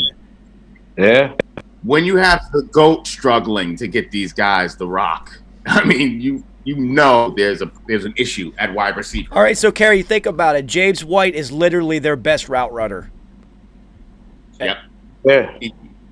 That's incredible because Edelman knows how to get open when there's other shit going on. He finds spots and seams and things like that. He's not an elite route runner because he can't get separation either. He's also 36 fucking years old or something retarded like that. So even Burkhead is an ill route runner. That's what I'm saying. You got your backup running backs are your Your best route runners. route runners, and that's fucking incredible. So I don't really see Cam staying there, and I wouldn't. Looking at that roster, I'd be like, yo, I'm out of here. I'm going to show that I can still play, and then I'm going to go down to Atlanta with Julio and Calvin Ridley and all those nice fast cars they got down there, and I can wear every weird outfit I have in my fucking closet, and no one will judge me. This is awesome. Yeah. Yeah. I will be celebrated. There will be a statue in front of the stadium. All right, so Gary, we'll bounce on to your team. All right. I mean, I picked this one. This was an easy pick because I think Washington, this was the game for New York to actually get a W because Washington, their quarterback room right now, they're in flux, and New York's defense is good. This was a perfect game for them to get a W. Yeah. This was the game for us to get off the schneid, no doubt about it. It still was way more of a struggle than we needed to be. Because, I was surprised at that at the end. Because Danny Turnover does what he does, turn the rock over. So he basically just gives it to the team. Especially, he loves to do it, especially in the red zone. He loves to do it right there when we can put points on board. He's like, no. You know what? We'll go on a 14, 15 play drive, and then we'll give you the ball. Don't let it, other team. I will literally hand you the ball. So he's done that again. And so then the defense has to make a thank goodness. And Tay Crowder, I was praying that he would get into the end zone when he scooped up that fumble because I didn't trust that Danny would be able to get them in the end zone if we even got close. All right, so nice. Kyle Allen. Nice. Kyle Allen throws for 280 against a very good, underrated New York Giants defense. Kyle Allen now won himself a starting job. So yes, he had. Goodbye, Dwayne Haskins. Nice. Do you think Dwayne Haskins even lasts on Washington Football Club's roster next year? As a backup. You think Rivera will keep him because he's not a Rivera pick? He didn't pick him. Yeah, they're always going to need a backup. Do you think Alex Smith leaves and tries to get a starting job again somewhere? Yeah, I think Alex Smith leaves. I think Really? Haskins stay. Yeah, I think Smith leaves. I think Haskins stay. Washington is terrible. Washington is extremely terrible. I mean, they just need anything right now to give them hope. And I just think that Haskins, they looking at Haskins like, all right, he's young. Hey, we can give him one more chance, but he's not going to start. He's not going to be a starter. He's going to sit there on that bench because Kyle Allen did what he was supposed to do. He came in and he played okay. I mean, the whole team is just terrible. I didn't even watch that game. It was a terrible game to watch. To be honest with you, I only focused on Pittsburgh. I watched the whole Pittsburgh and Cleveland intently, and then Green Bay and Tampa Bay. Even though it was a blowout, there was no other options. Like I really didn't like there. That game was terrible, but I do like for the Giants, like I said, Clayton. What's his name? Clayton or Claiborne or Clayton or something. The wide receiver for the Oh, Giants. Slayton. Slayton. Slayton, nah, he can play. He can play. Yeah, he's my Yeah, guy. and his That's foot has nice been as- injured all season. That's nicest guy, but I know that Danny Yeah, Dum Dum. Claiborne. Claiborne is his guy. I know that Danny Dum Dum is not Carey's guy. So what Danny Dum Dum is what not. does your squad do moving forward? Do they look for Uh, another quarterback? See, but here, so Do they? Hey, here's hold the on, thing. hold on, because you know I hate Ohio State quarterbacks. They Yeah. never pan out in the NFL. Oh, So I do know the you- Giants make a huge mistake, dump Danny Dum Dum, and fucking pick up Justin Fields? No. Who they No. picked is that other guy from the No. what's that guy from the Division II school? What's his name? Jordan. Yeah, I know who you're talking about. He looks Hawaiian. He's light skinned. Yeah. Chase Jordan or, Love? no, Chase or something like that. He is Oh. pretty dope. Oh, okay. He's a dope quarterback, man. Like I actually been really studying a lot on him. Oh, he's your guy? He should be the second guy to go off the board Wow, after Trevor. this is crazy that now Nice has got Division II quarterbacks as his guys. Nice is really reaching out across the nation. I love it, man. Everybody's your guy now. We're gonna start talking about high school and pop soon. But No, So but he's good. I'm going to say this. This is what's going to happen. See, because this is what happens. Danny Dum Dum will show you something in each game that then will substantiate for Ghetto Fuck that he made the right choice. And so, because he had that 50-yard run, he's our leading rusher at this point in time. I think if Devontae Freeman keeps running the way he has, then he will take that over, thankfully. But he'll do like a couple of plays in a game, and you're like, oh, okay, I see it. I see why we got him. But that's just not it, because he turns the rock over. Well, Kerry, That's the you bottom and line. I, He turns the rock over every game. Kerry, you and I have we have discussed this before. The Gettleman is basically married to Danny Dum Dums. Mm-hmm. He has backed himself into a corner, so even if y'all lose, Yeah. as well, the He's Jets going are to stick by him. the Jets are matter definitely going to have the number one pick. They are so bad, and they are actually playing to be. They're starting to sell off assets and whatnot for draft capital. So it's going to happen. Now, what would be hilarious if Trevor Lawrence says, "Nah, I'm going back to college, bruh. Fuck y'all." That will I be would love that. the funniest shit. I like nice. I would Nice. love Will you that. stop being a Jets fan if that happens? Yes. Yes, I will. Good. I Good. will. Because he Yeah. is the only hope that Didn't the even Jets hesitate. have right now. Yeah, he didn't even hesitate. It didn't even happen, Kerry. But I will say this about the Washington team. Yes, Ron Rivera trusts Kyle Allen because of what he did for him in Carolina. If you remember, when they were like, oh, Haskins is going to be the starter, he was like, well, I might be looking at Tua. I don't know. I'm looking at everything. You don't say that if you have a quarterback that you trust and believe in. He never believed in him. He actually That's why he went from third to third. He's another quarterback that the for some reason the NFL, the style of NFL play just fits. Like he can process, and you know what, Kerry? To me, it's like even if you're not a great athlete or a great quarterback, if you have the ability to process information quickly, you can play in the NFL because that's what it takes. How quickly can you process information? So McCoy is still in the NFL. You know why? That's how Colt McCoy is still in the NFL. I never even really thought about that. But and Alex Smith ain't going nowhere because he's under contract, first of all. And Washington gave him like the opportunity to come back. So he's in the best situation that he could possibly be in right now. He's not going nowhere. He's gonna stay So right. you're looking at Kyle Allen. I'm going to start putting that's a new class of quarterback as the information processors, the ones that aren't going to wow you, but because of the speed of everything, that they can process it quick enough and still make good enough decisions. They're not necessarily going to win you a game, but they're not going to fucking lose it by making decisions late. a la Baker Mayfield, does not process information quickly at all. No. It takes him forever, too but long. he physically. He's in that Oklahoma mentality where he held the ball, and then he made a big play. He's stuck in college. He hasn't transitioned fully mentally yet. Get rid of the rock, throw it away. Like as many studs as you have on there, do more check down. Nice. He's looking at the big play, every single play. Nice. Are you at a wake right now? Why? Nice is going through like 15 different transitions. He's like himself off camera. Yo, He's Nice, doing a whole lot of Nice, you're the illest sports host ever. You take us on rides everywhere. We done been on jokes already. We done been to the funeral home. All right, I won't ask you if you're responsible for whoever is laying in the box right now, but R.I.P. to them and R.I.P. to the Jets. So let me ask you something about the inability to process information. This kid, man, can he really fucking play football? But I've always said that he seems to be a microsecond late. The ball's always it's just a little bit late getting to his receivers.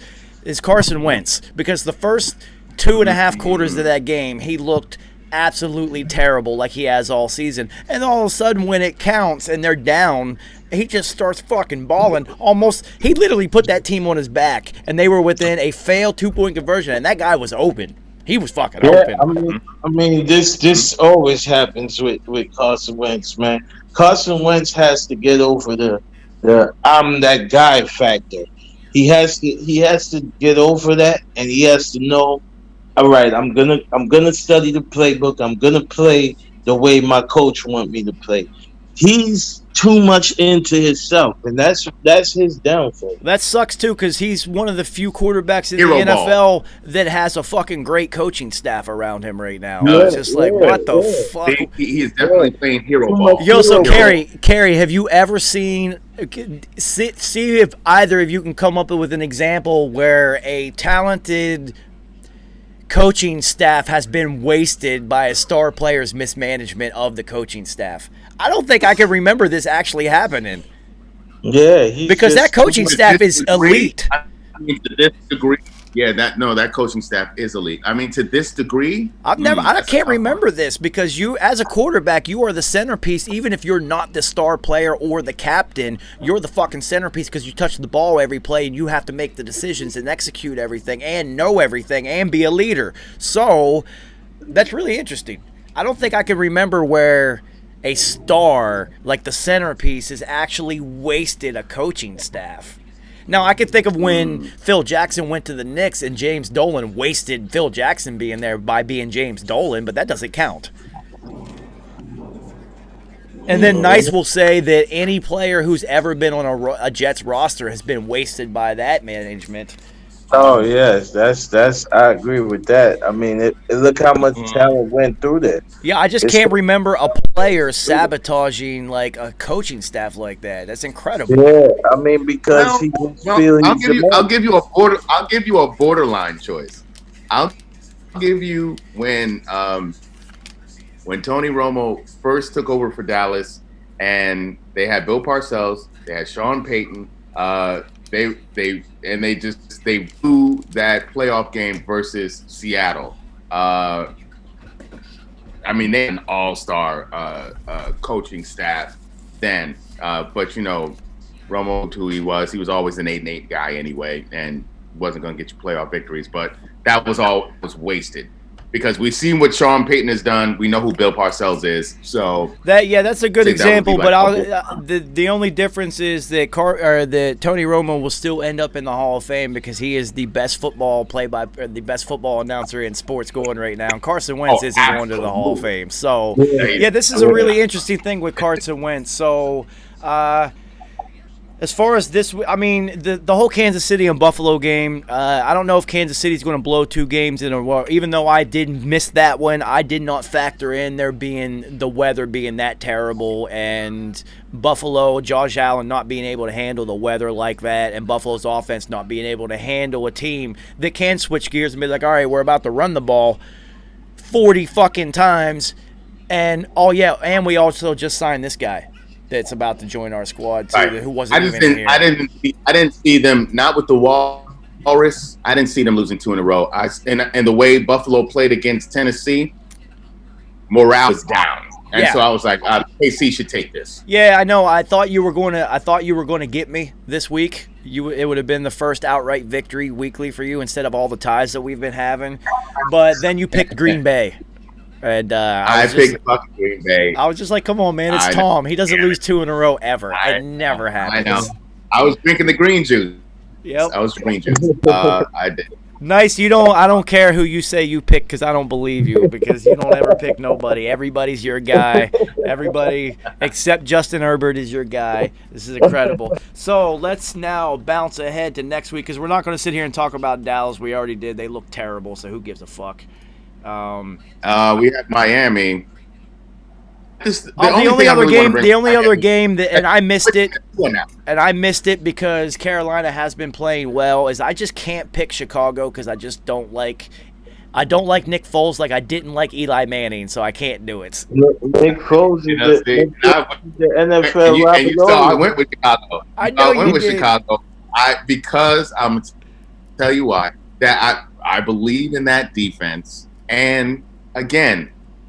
Foles is that guy. When you called him Eli 2.0, I was like, I had to really think about that. Yo, he's the Robert He really kind of is because he'll confound you. He'll frustrate the shit out of you, but then he'll make these plays, and you're like, God damn it.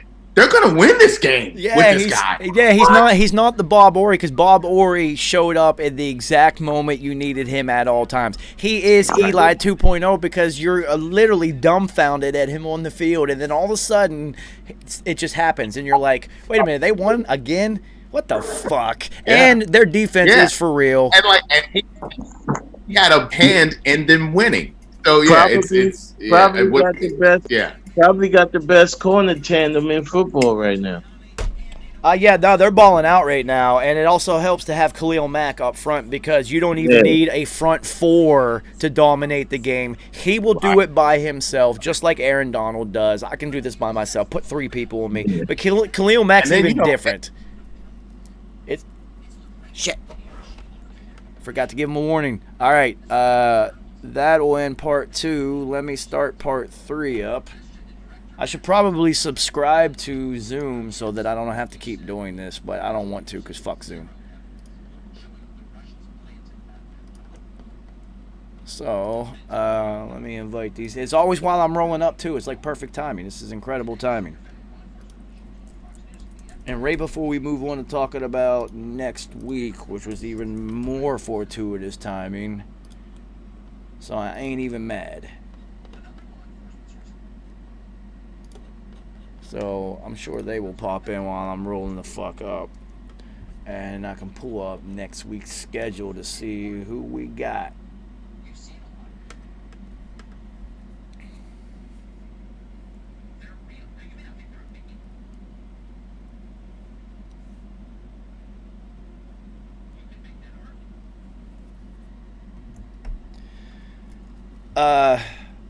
Yeah, Flea. No, I feel you, man. I like Baker, and I've been a Baker Mayfield advocate from the beginning because when he is playing well, he does one thing that I require of all elite quarterbacks is he is extremely accurate when he is playing well. If he has a chance to set his feet and go through proper throwing motions and he's not trying to be Patrick Mahomes because he's not Patrick Mahomes.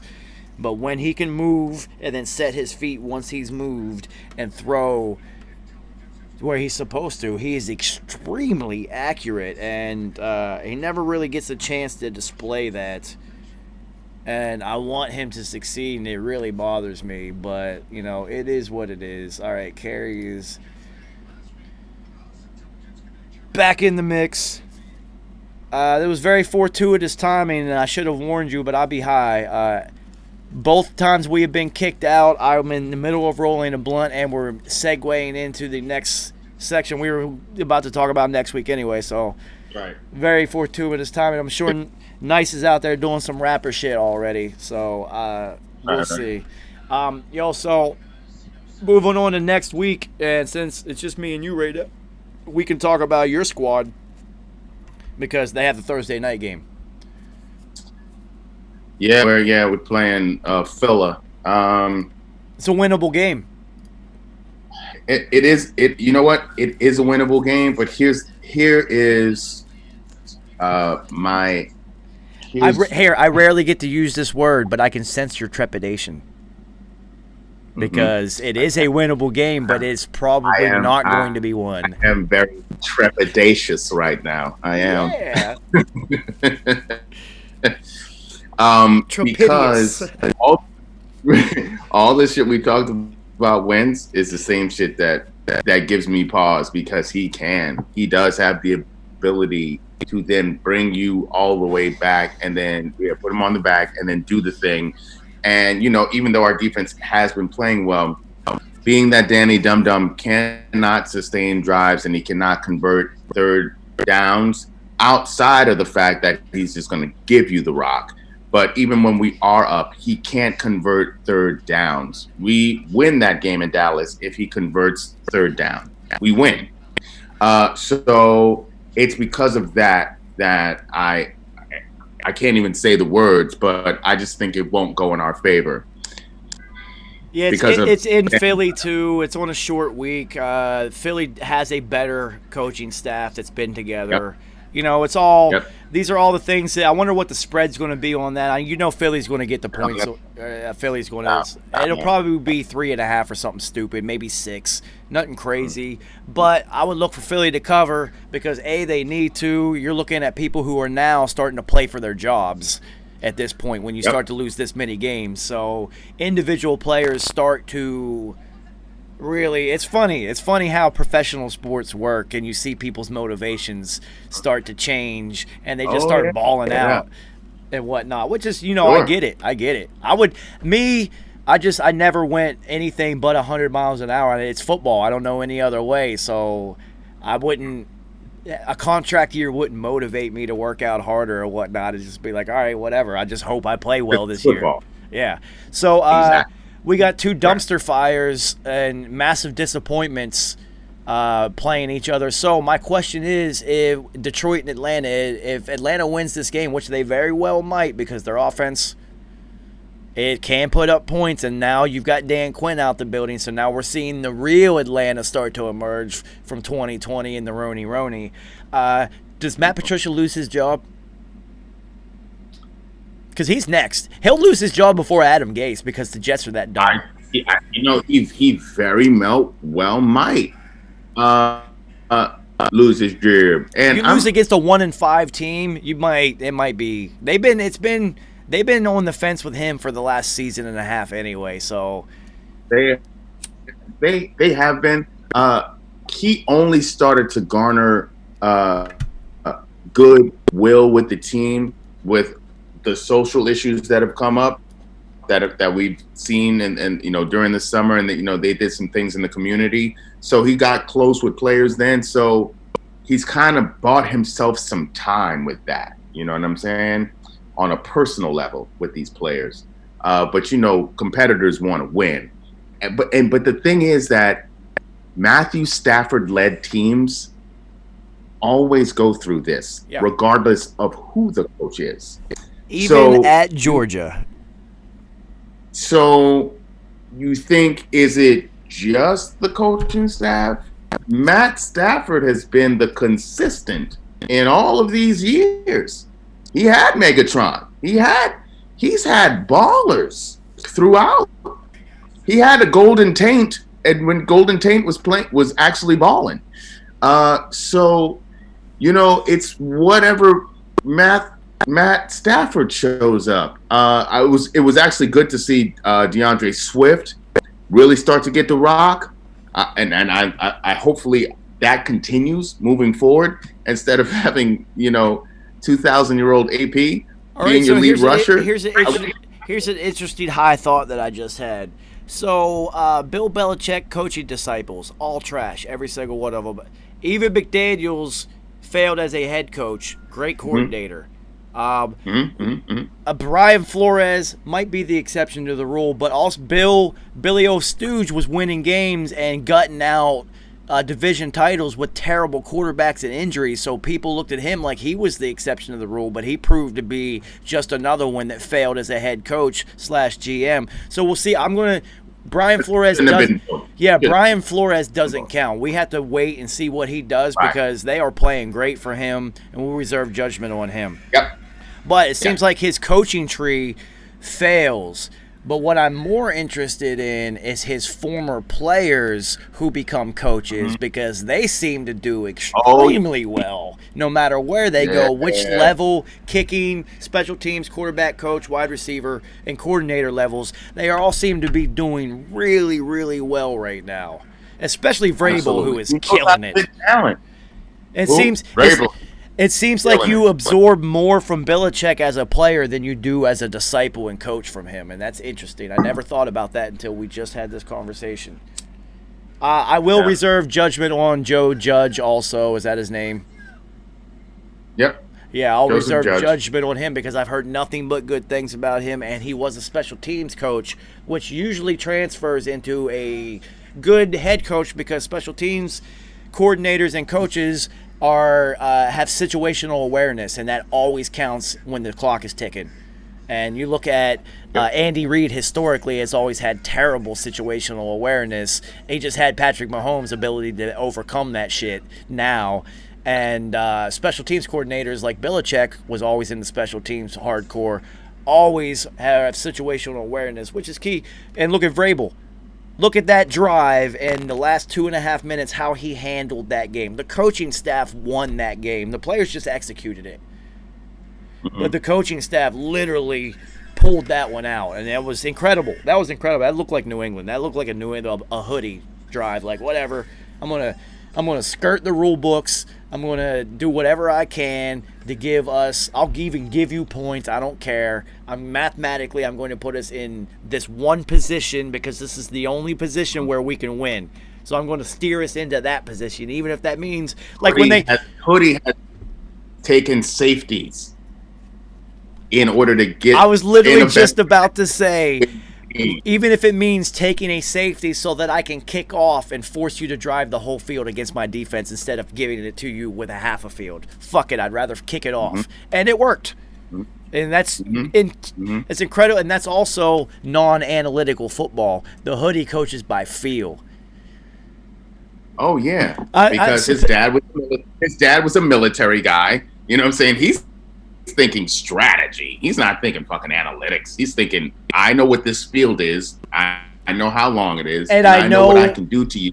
I know what that general across the battlefield is going to do, and that's where he wins. And the biggest example of that is the Seahawks Patriots Super Bowl, where Hightower makes what is essentially the play of the game before Butler makes the interception and tackling beast mode on the 1.5, 2 yard line when he had a clear lane to get in, and makes a Super Bowl winning play before the real Super Bowl winning play. And instead of calling timeout and preserving your time, Bill Belichick said it. He looked across the sideline and saw this look on Pete Carroll's face that he's seen before, and he decided to let him screw it up because he did before. Pete Carroll has screwed up into the game situations before, and he let him screw it up. So that's why the hoodie is the hoodie, and everyone else will be looking up throughout history at him. It's interesting. What trophies are they going to name after this guy when he's done? Like, what can you name after it? Can you change the name of the Super Bowl trophy to the Belichick trophy? You can't. You can't remove the history like that. What do you name after this guy? You have to name something. That was like when they remember the petition to change the NBA logo from Jerry West to Michael Jordan. It was not. I mean, if the hoodie gets the shoe, he could just have a hoodie on the bottom of a sneaker, maybe. I think the only person that they will replace Jerry West with would be Kobe. Well, yeah, I mean, yeah, that would, yeah, but and it would be in poor taste. Yeah, it would be in poor taste now that you didn't do it before, so they won't do it. Right. Jerry West is too smart to even fall into that trap. That guy's. I mean, and then also, like, you look at the logo, it's a good looking logo. I mean, you know what I mean? Like the Jumpman logo is dope, but you know, so not everybody can do that. The logo's been the logo for so long. Man, you just leave that alone. Every single basketball player. West Virginia. Yeah, every player who's ever picked up a basketball in their life can do that. Not everybody can do this and whatnot. It's like all of a sudden changing the Heisman Trophy. That's an iconic thing. You're not going to change the Heisman Trophy just because this player won the Heisman Trophy twice. You know what I'm saying? And he did a different move. You're not going to do that. Yeah. I mean, Belichick.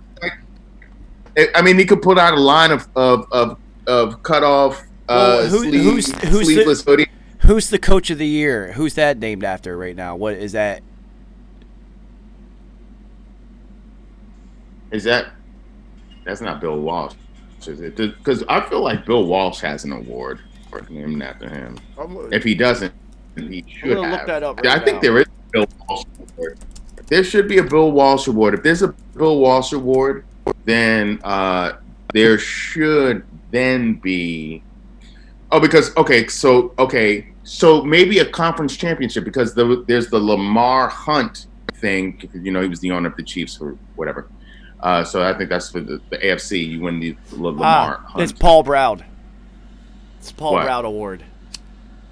They're not going to change that off of Paul. Actually, Bill Belichick would never allow that to happen, ever. So right, because he worked for the organization. Well, not only that, he's just a historian himself and a football historian at the highest level. He would never allow that to happen. So it would have to be something new. That's interesting. These are all things that you do when you're freestyling the whole show because I didn't write no goddamn notes.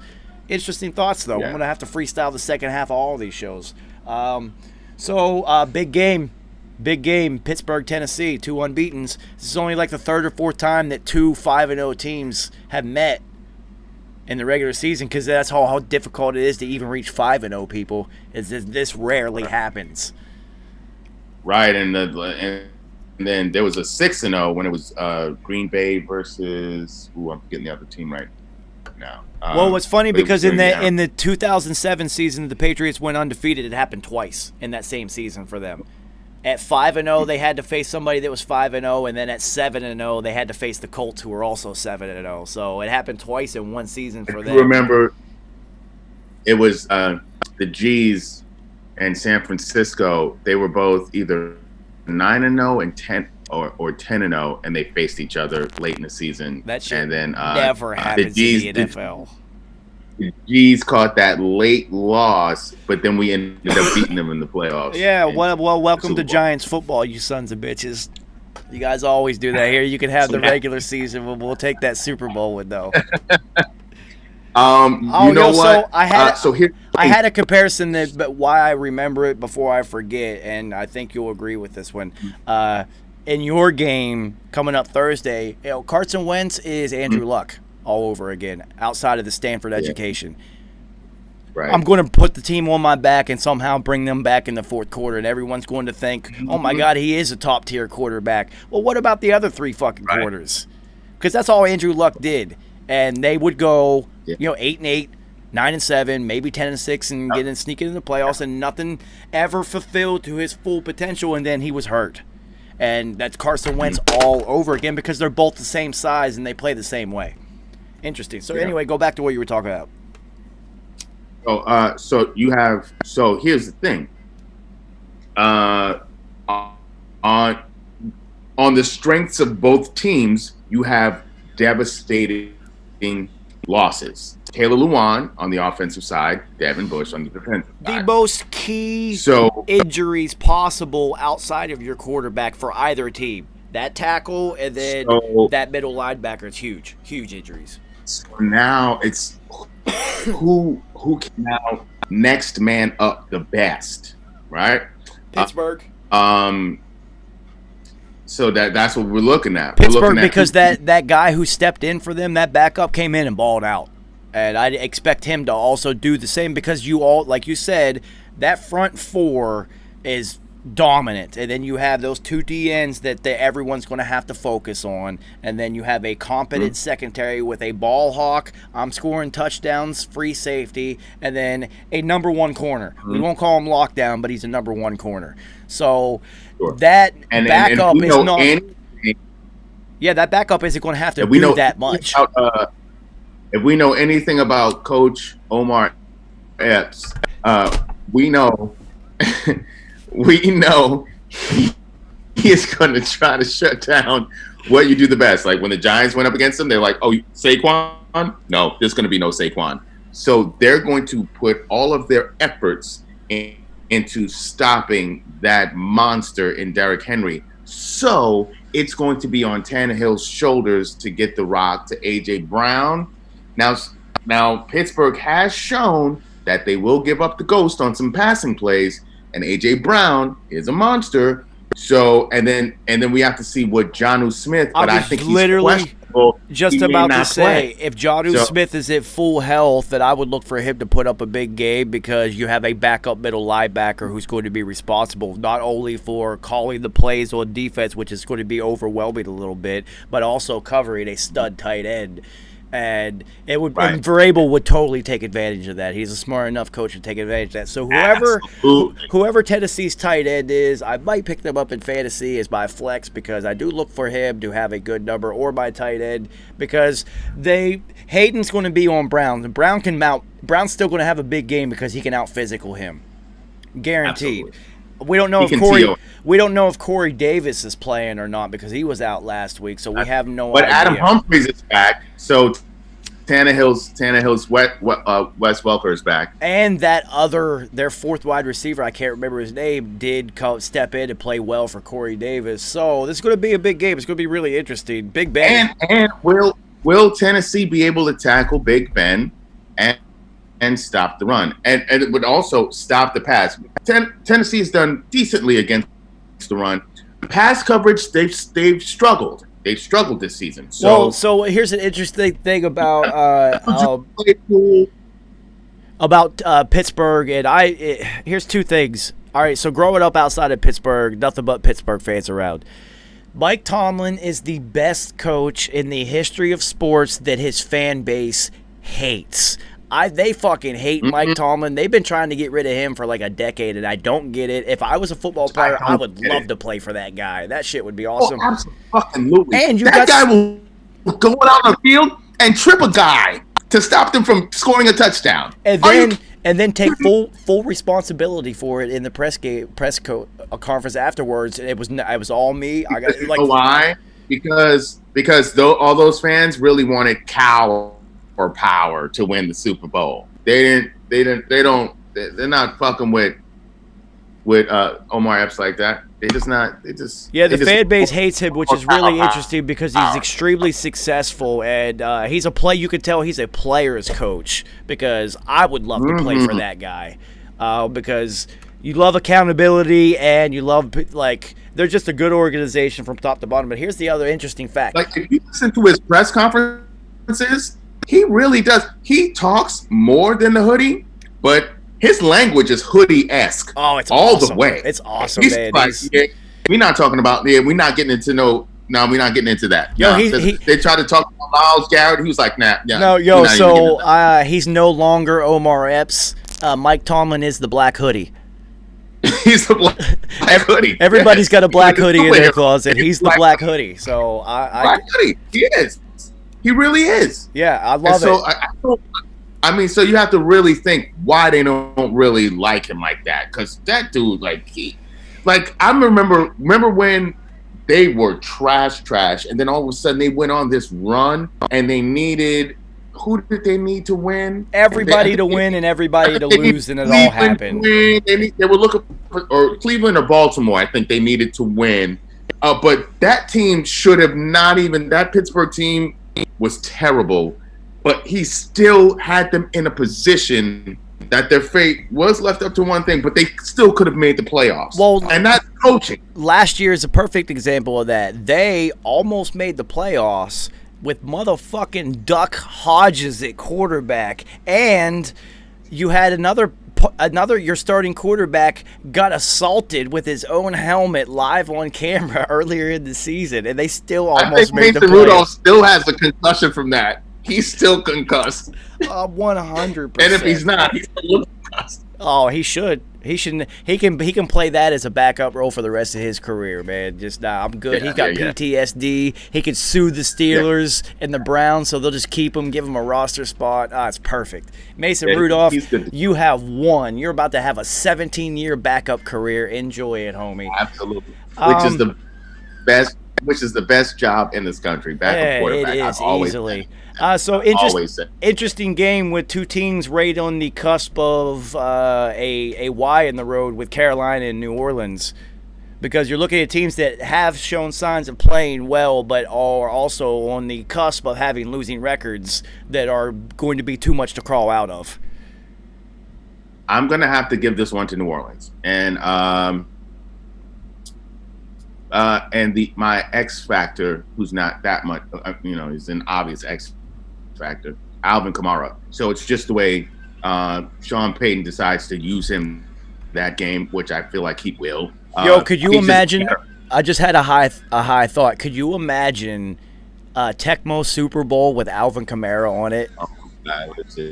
So You guys thought Bo Jackson was impossible to stop. He would be a cheat code. A cheat code. That dude is so smooth. You can't get a good hit on him. He is literally He's balanced. unstoppable. His So balance is elite. you are right. It just depends on how they can utilize him in every type of way, because you have to put it on his shoulders. And it doesn't matter. You can't stop him, and he's not going to get hurt because he never takes a big shot ever. The first guy always misses with him. It's incredible. He said that his off-season focus is all on balance, and you can tell. His balance. I'm saying his balance is elite. Yo, Kerry, Elite. he looks like a hurdler when he's running, because no matter where this lower half moves, his head always stays in the same place. It's fucking incredible. And he's so smooth. He's so smooth. You don't realize how fast he's running, and then his moves are so quick. You think you got him dead to rights. You like, I'm about to blow his ass up, and you barely touch him. You barely touch him. It's incredible. That's like one of the most frustrating things. Like, I played against cats like that. I'm like, oh, I'm gonna like this mother, and you barely touch him. I'm like, God damn it! I was about to put you out the game. You never get a good shot on him, and he can step into the slot or split him out wide, and he can run routes as a competent wide receiver. So he's incredible. And we'll see if Michael Thomas gets on the field this week. That's a big factor for them, because he is going to give you 10 first downs a game on his own easily. He's unstoppable as a possession receiver. I gotta get. Buffalo and New York, forget about it. Buffalo revenge game. They're going to take it out on New York. New York might not score again. This is going to be another game where I'm taking Buffalo's defense. I'm taking Buffalo's defense on my fantasy this week. And they got Joey Flacco back there. Oh my God. They got Joey Flacco chips. Like, he's, oh man. Joey, it's gonna be bad. They got Joey K2 back there, because that's Flacco. That's just... Waka Flocka, right? But I gotta say this though. The most impressive thing about that entire offense is the fact that 97-year-old Frank Gore still falls forward on every carry. It's just how he is still one of the toughest tackles in the league. It's just how he's built. He always is. He's just built to fall forward. Amazing. It's amazing. And as you know, especially in the NFL, the ability to fall forward and get an extra yard or two and differentiate 3rd and 4 from 3rd and 6 or 7 is so big in the league. It's so huge. Like this, I don't know how many of the viewers really realize how amazing this is, especially for a guy who's had 4 ACL surgeries in his career. Dude, he almost didn't even make it out of college. 37, 38 years old. Yeah, like this is absolutely insane what he's doing. It's insane. So you can look at a parallel, literally to a literal parallel. Frank Gore, Miami, multiple injuries, might not even make it out. Should have been. And then who was the other dude? Willis McGahee. Willis McGahee, same thing. Devastating knee injuries, made it into the league. They drafted him anyway, let him sit out for a year, and then balled out. Physical running back. But Willis didn't last this long, and Willis is not top 5 in rushing all time. That's what I'm saying. Look at what he achieved. It is absolutely incredible. He is the most underrated running back in the history of the NFL. He is now taken all time. Yeah, he has now overtaken my favorite running back in the history of the league as the most underrated running back ever, Freddie T, because Freddie T was the most underrated running back. Taylor. I love Frederick Taylor, man. He was a beast. Frank Gore, you're looking at a top, because Freddie T made it into the top 10. Frank Gore is now into the top 5. That's a whole different distinction. Whole nother level. And you're looking at, he's probably going to make it into the top 3. Yes. And now if Adrian Peterson keeps balling and does the Frank Gore thing, but Adrian Peterson doesn't fall forward like that. It's different. No. He's more explosive. He's either going to cut and break away from you, or now, I mean, he'll get caught now from behind and all that stuff. And then he's quicker to get gang tackled now, where before it was harder to get to him to gang tackle him. That's why I was like, I think it's interesting, and I kind of like the fact that they're really trying to give more carries to DeAndre Swift. Yeah. And I think if they do that and then make AP more of the goal line dude, I mean, I think they will have a lot more success. You're looking at better longevity, fresher legs, and a better running back room by not putting it all on Adrian Peterson, who's 37, 8 years old and has missed the equivalent of 2 full seasons of football. He's 35. He's LeBron's age. Him and LeBron are the same, so they're both 35. Yeah, interesting. So Dallas at Washington. These now become interesting because Dallas has got the red rifle and there's no offensive potential whatsoever. So that's an interesting game. I might look at Washington to win that game because Dallas's defense sucks so bad that Washington's quarterback is going to go. Kyle Allen's going to put up like 350 yards. You know what though, and I actually feel you on that.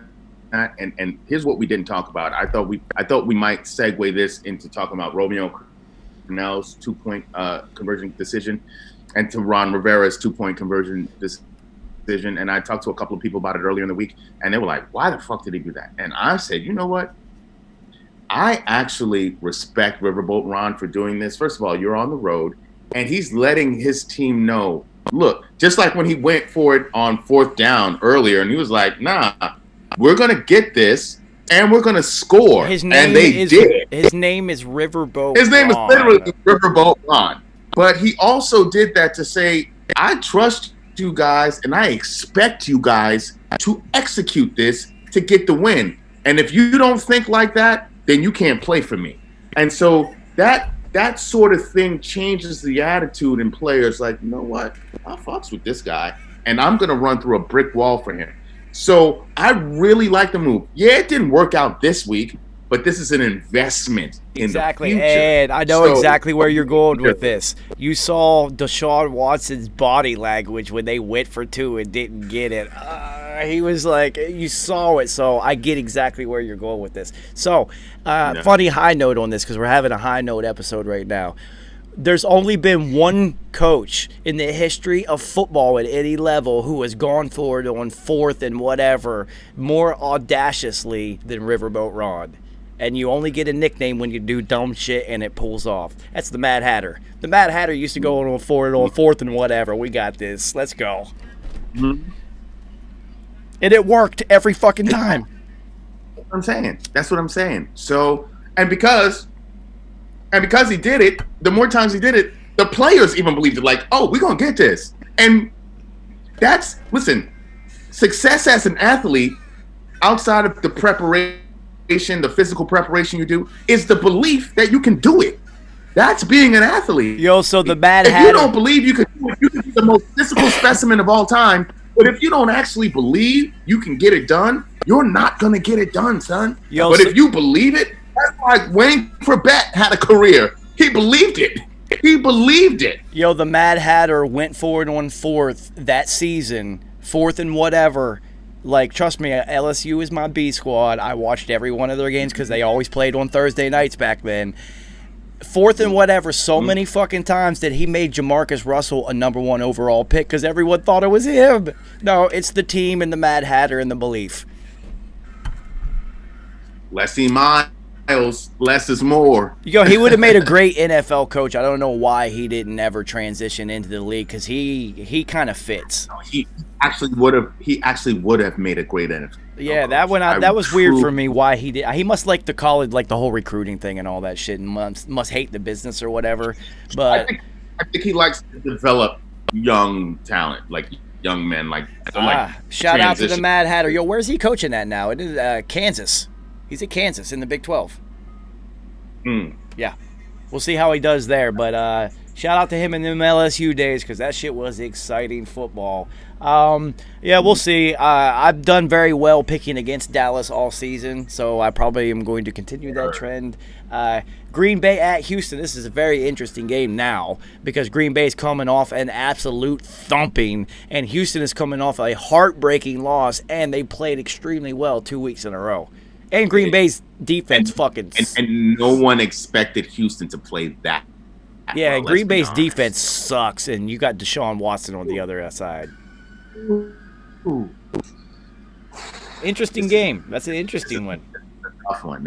Well, Aaron Rodgers is absolutely going to come out laser focused. And so I think for this one, if David Johnson can find a way to establish him, then I think Green Bay is in trouble. Because if you can establish David Johnson and then you have Deshaun Watson doing play action with Will Fuller, I mean, even Randall Cobb got busy last week. And if you can get your third wide receiver off, then Green Bay is going to be in big trouble. So my question for you is, who is Houston's number 1 corner? Do they have somebody that can? And this is what I was going to go back to. The huge question is the defense, and they don't have anyone to cover Devontae.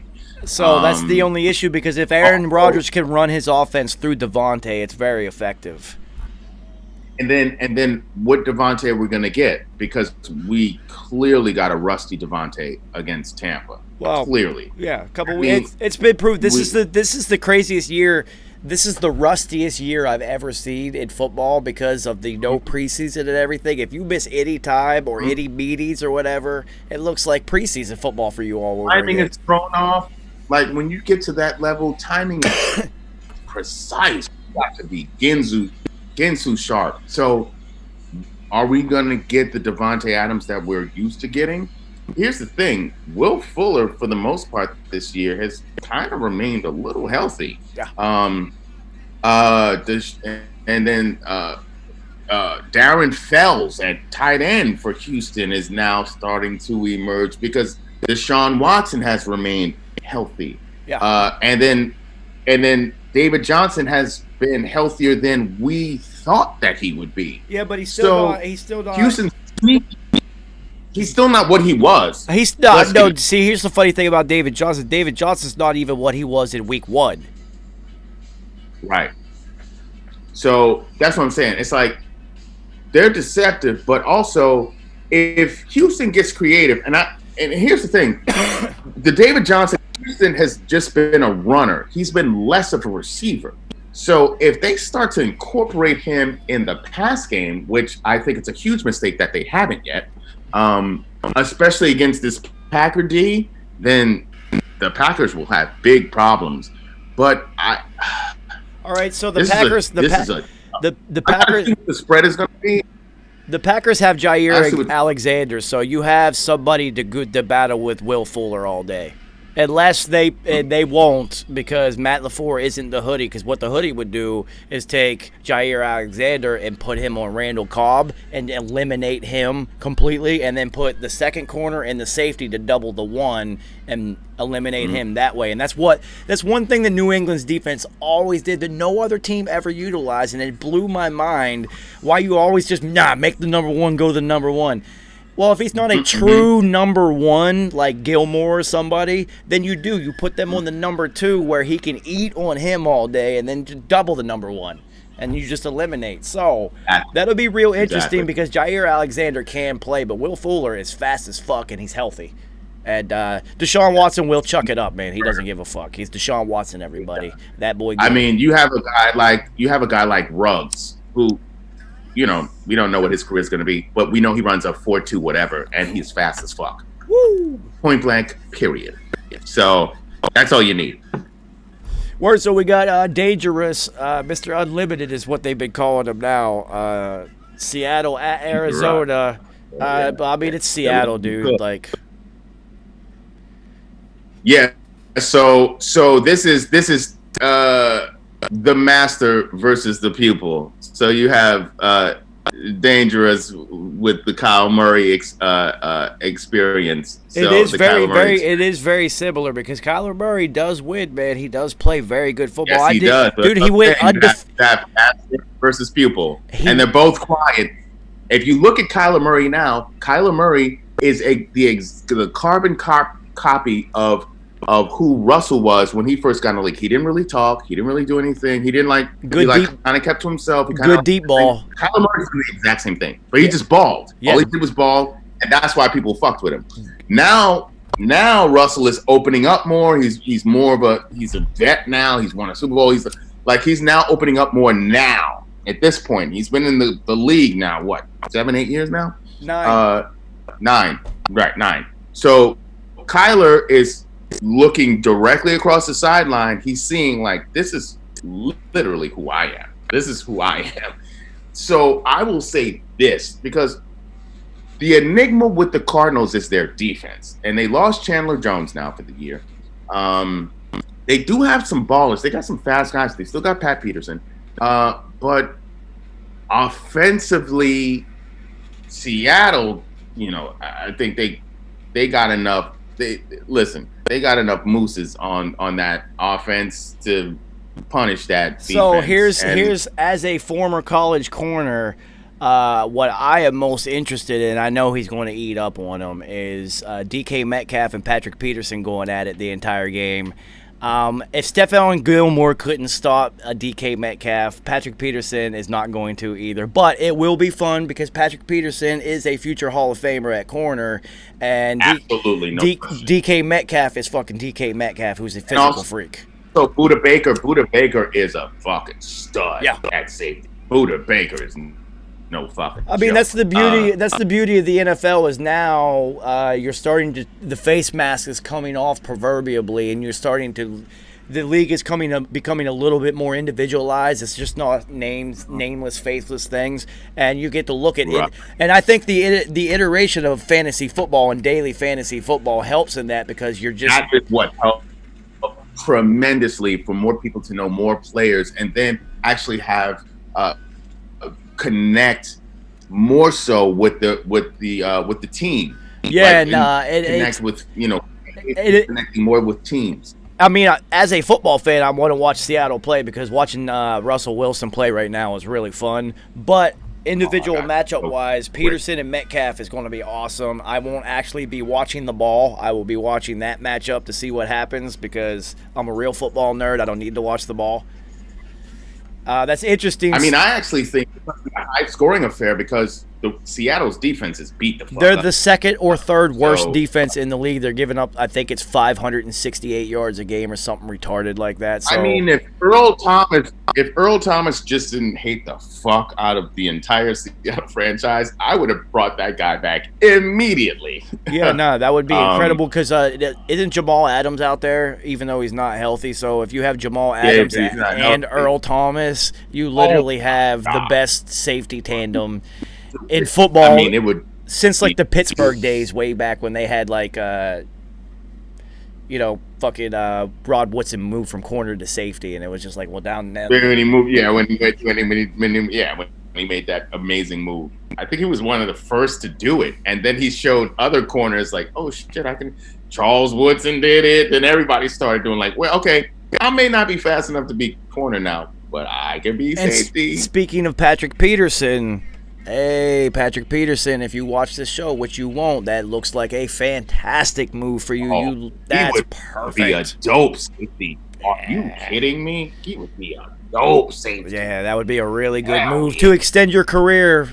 Once you can't be the cover number ones, because we're about to see how well you are at covering the number one, because you got the biggest physical freak in the NFL to cover 101 this week. Good luck with that one, buddy. Charles Woodson became the defensive player of the year at safety. Yeah. Longer in the tooth in his career. Yeah. Even though he Dom was Capers- already a first ballot Hall of Famer at corner, switched to Absolutely. safety, and then became defensive player of the year. And it solidified himself as one of the 100 best players in the NFL history easily. Easy. Chuck, Easy. man, Chuck. And fucking Heisman winner at corner and punt returner. Get out of here.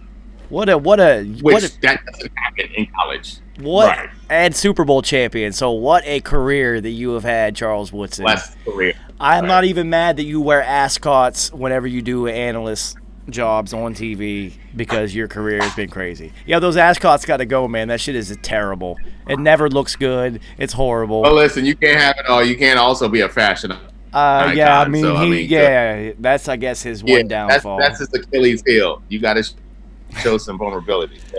So Kansas City at Denver seems real easy to me, because Kansas City is Kansas City.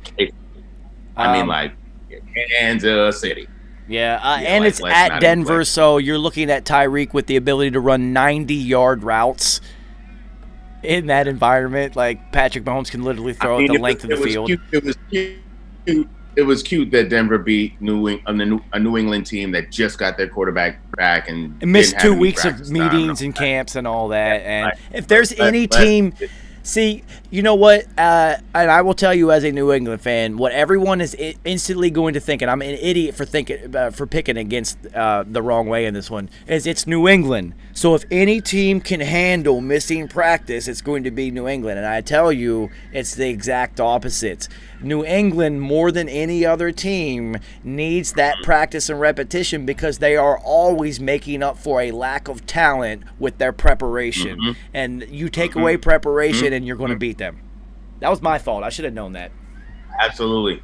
And the Giants historically have always been like that too. The hoodie has always known this. That's why he's used to that. So you look He's at a Bill we talk about coaches who have successful coaching trees. Bill Parcells. the most successful, He him got and that Bill straight Walsh. Parcells. Yeah, it's Walsh and Parcells. Him and Bill Walsh. They're like, we're not going to be the most talented, but we're going to outwork everybody else. We're going to out practice everybody else, And we're going to be gonna smarter than you. than Yeah. everybody else. We're gonna be smarter than you. And that's why I've always, though I am an offensive fan, so I've always liked Bill Walsh and the way he innovated the offensive side of football, because I am a receiver and it got away from the running back as a focus. I am more of a fan of Bill Parcells' coaching tree. Not even just because of the hoodie, just because I like Parcells' coaching style. I like that shit. Sure. Taking an empty gas tank to a... That's how I live. Yo, so Bill Parcells, I know you know this story, but Bill Parcells, in order to motivate a veteran, a defensive end or linebacker who had been in the league for a very long time, before the game goes and puts an empty gas can in his locker with a note that says, "Is there anything left in the tank?" Are you kidding me? If you don't want to murder every single person in the opposite jersey after that, you're not a football player. I'd be like, oh, word? Yo, I'm about to That's drink. all you do. You look at that, you like, oh, word. Yo, All I'm right. about to drink the champagne I of... have a career in one game. I'm about to drink the champagne of victory out this gas can after this game, yo. And every single But player who's motivated by winning in football would respond to it. And that's the type of shit. He didn't have to say a word to him and got him to just lay it on the line with the fucking $12.99 fucking Remember gas when he did can. to Terry Glenn? He was like, yeah, I don't know when she'll be ready. When Terry Glenn was a rookie, and then Terry Glenn led the fucking league in yards that year. He was like, yeah, I don't know when she'll be ready. Yeah, shout out to Terry Glenn, an often forgotten monster. You could never say that in this day and age. And you would get roasted for doing that in this day and age. But back then, Terry Glenn was like, Yo, so who? Terry Glenn came back. Terry Glenn was trying to destroy every single team he saw. He was like, "Oh no, I'm gonna show you," and he led the league in receiving that year. So who's the rookie? Who's a better forgotten dominant receiver, Terry Glenn or Joey Galloway? I would have to say Terry Glenn because Joey Galloway is still on TV. Joey Galloway still does things, and Joey Galloway still reminds people. Yeah, but like, who was the better? Who had the better football career? Well, it's a very similar arc, so it's. Well, Terry Glenn went to the Super Bowl. Yeah. Joey Galloway never did. But Joey Galloway, when you talk about someone who was fast, that dude was.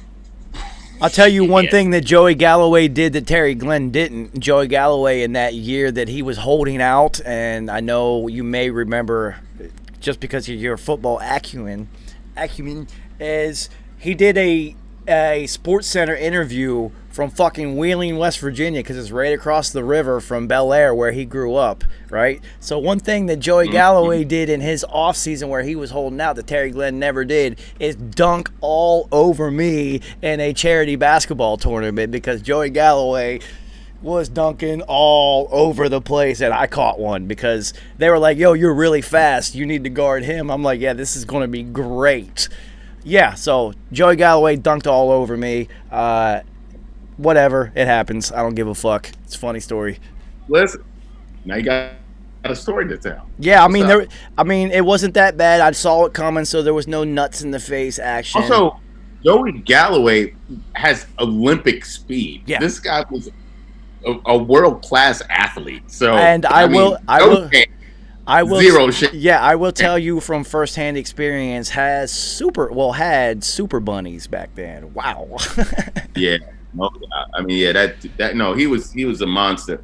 I mean, he showed he was the blueprint for Terry Glenn. Yeah, that's why I wanted to ask about which one you thought had it better, because their arc and everything is so similar. It's very eerie that he was the blueprint. Yeah, he was the literal blueprint for. All Terry right, so Glenn. let's move into modern day football. San Francisco at New England. Interesting game because New England is faltering right now at 2-3. Yes. So here's the thing. So Mostert got hurt again. And I see what San Fran is trying to do. San Fran is really trying to give Jimmy G more hair gel to give him more confidence right now. So that's interesting. I mean, you do got Kittle, and the biggest thing for them is they got Deebo Samuel back. All right, so here's my question for you, and I already had it in mind. Who does Gilmore cover, Samuel or Kittle?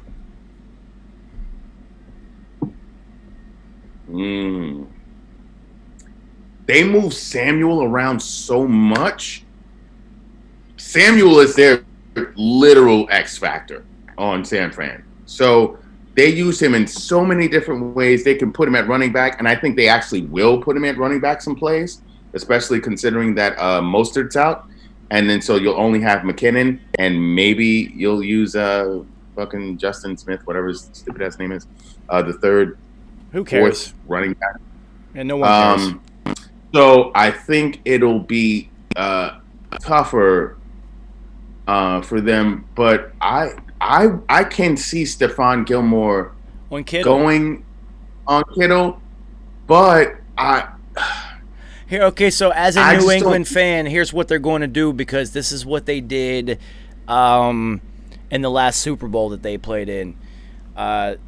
They have this corner, I think it's Josh Jackson, JC Jackson, excuse me, it's JC Jackson, who is really, really fucking fast.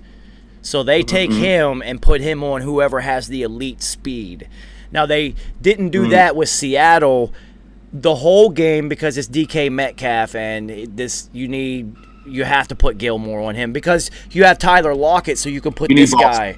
You need ball skills. Yeah, you have Tyler Lockett, who you have to worry about, so you can put the speed guy on him. But this is what they would typically do and allow Gilmore to lock down like Michael Thomas or whoever is you have to worry about, or move to a tight end because he can cover Kittle. He's big enough, smart enough, and more than fast enough. So I think they'll put him on Kittle because Belichick has already come out and put praise on Kittle. And when he does things like that, he's going to take Kittle it's away. Like, I got to take you away. I got to take you away. All right, so if you are into fantasy football, everybody, I would not take Kittle on your fantasy team because the hoodie is going to eliminate him as much as possible this week. That's for sure. So here's the thing: as decimated as San Fran has been, they have still found ways to win games, and it's been on defense. And Fred Warner, I don't know if enough people are saying his name. That motherfucker is a monster. All right, at middle linebacker. So what's going to happen? He can cover. He will tackle your ass. Like, he is a monster at middle linebacker. Yeah, so what's going to happen with Fred Warner is he's going to be an all-pro linebacker and not be a Pro Bowler. That's what's going to. He's going to be one of those guys. He's going to end up in the pro, he's going to be one of those all-pro because the players are going to vote him in, but the fans have no idea who he is, and he won't even make a Pro Bowl roster. Right. So that's interesting. Right. It'll be interesting to see what happens because their strength is their defense, and Cam looked like shit in their last game. But and we are also, talking. What's New England's running game look like now? Because Michelle is out with Ronnie Rones. I mean, you got Rex, you got the rookie and Damian Harris. Damian Harris is going to get a bigger role, but they also have that little tiny. He's like a dude. He's so small. He's like 5'5" something, and they're using him as a third down and returner. Kid can really play though. Or the hoodie wouldn't be using him. I don't know. He's a rookie. He's really, really small. Okay. But he's been returning kicks and whatnot. But it's going to go. That's the luxury of having Damian Harris. These receivers can't separate. And also, let's talk about this. Jason Verrett, who was a number one, who was a first-round draft pick back in the day by the Chargers, who just got hurt. This dude was all pro status when he first got in the league. And now he's healthy, and this dude locks fucking people down. So you already have receivers who can't separate, and San Francisco got their other cornerback. So it's going to be the running game. If New England can't establish a running game, they're going to be toast because their receivers. I'll have to look at more matchups and do a little bit more research. But off of just looking at it, I'm actually going to, even though I'm a Patriots fan, actually going to pick San Francisco because New England is just absolutely just gutted and destroyed right now. That's what I'm saying. And it looks like this could be a moment where they're going to lose a couple games in a row or 3 out of 4 before they might go on a little run streak. And it looks like we're right in the beginning of one of those. So Jacksonville at the Chargers.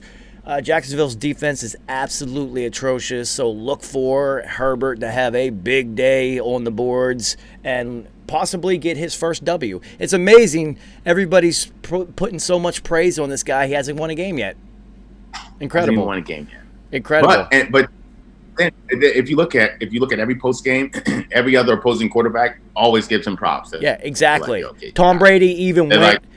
Tom Brady sought him out during the Rooney. He was like, I got to go tell this kid, like, yo, you got it. They're like, yo. Same thing he did to Patrick. It's the same thing everybody did to Patrick Mahomes after last year. Everyone's like, oh, I got to go tell this kid. You got it, man. This is dope. But, yeah, no, he's so impressive, and I'm looking for them to get their first win. Tickets for that game are only $32, so you know nobody gives a fuck. It's the cheapest games in the league this week. No one cares. But I would go if I was in LA. I would go watch Herbert play in person. I want to see it in person. Keenan Allen. Yeah, that shit would be dope as fuck. And I'd be like, yo, I watched that kid when he was a rookie, and I knew he was going to blow. I mean, I'm such a watch on TV type of person, so I can watch multiple games and smoke blunts and get information all going on at the same time and then replays and all that shit. But just once in my life, I had to go see Gronk play in person. Whole different experience. He is literally the biggest player on the field, offense or defense. The TV doesn't do it justice. So I would want to watch Herbert play because. Let me tell you something. When I saw Aaron Rodgers come to MetLife and play the G's I then clearly understood that dude was the most accurate quarterback in the history of quarterbacking. Yeah. I was like, holy shit.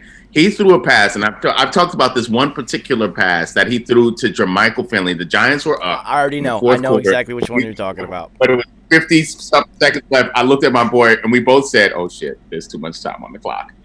And he threw the most perfect pass to Jermichael Finley on the sidelines. The linebacker was on top of Jermichael Finley. Most perfect pass I've ever seen thrown in my life. And I was like, oh, yeah, this dude is just fucking different. Yeah, I would do it the same way. I happened to be in West Virginia when Trey Young was still freshman season at Oklahoma, and they were playing in Morgantown. And me and my brother and my godson all went, because I was like, yo, we got to go. Get tickets, dude. We have to. I don't care if it's the last seats. We have to go see this in person, because it was, and I mean, WVU up until that point was like number 4 in the nation, lockdown defense, press Virginia, and they really put it on him. But Jesus Christ, this kid was pulling up from like 40 and 45 feet like it was nothing in college. Yeah, because you had that guard. You had that guard who was balding, who was like the defender of defenders, and he had a game on him. He had a good game. But I was like,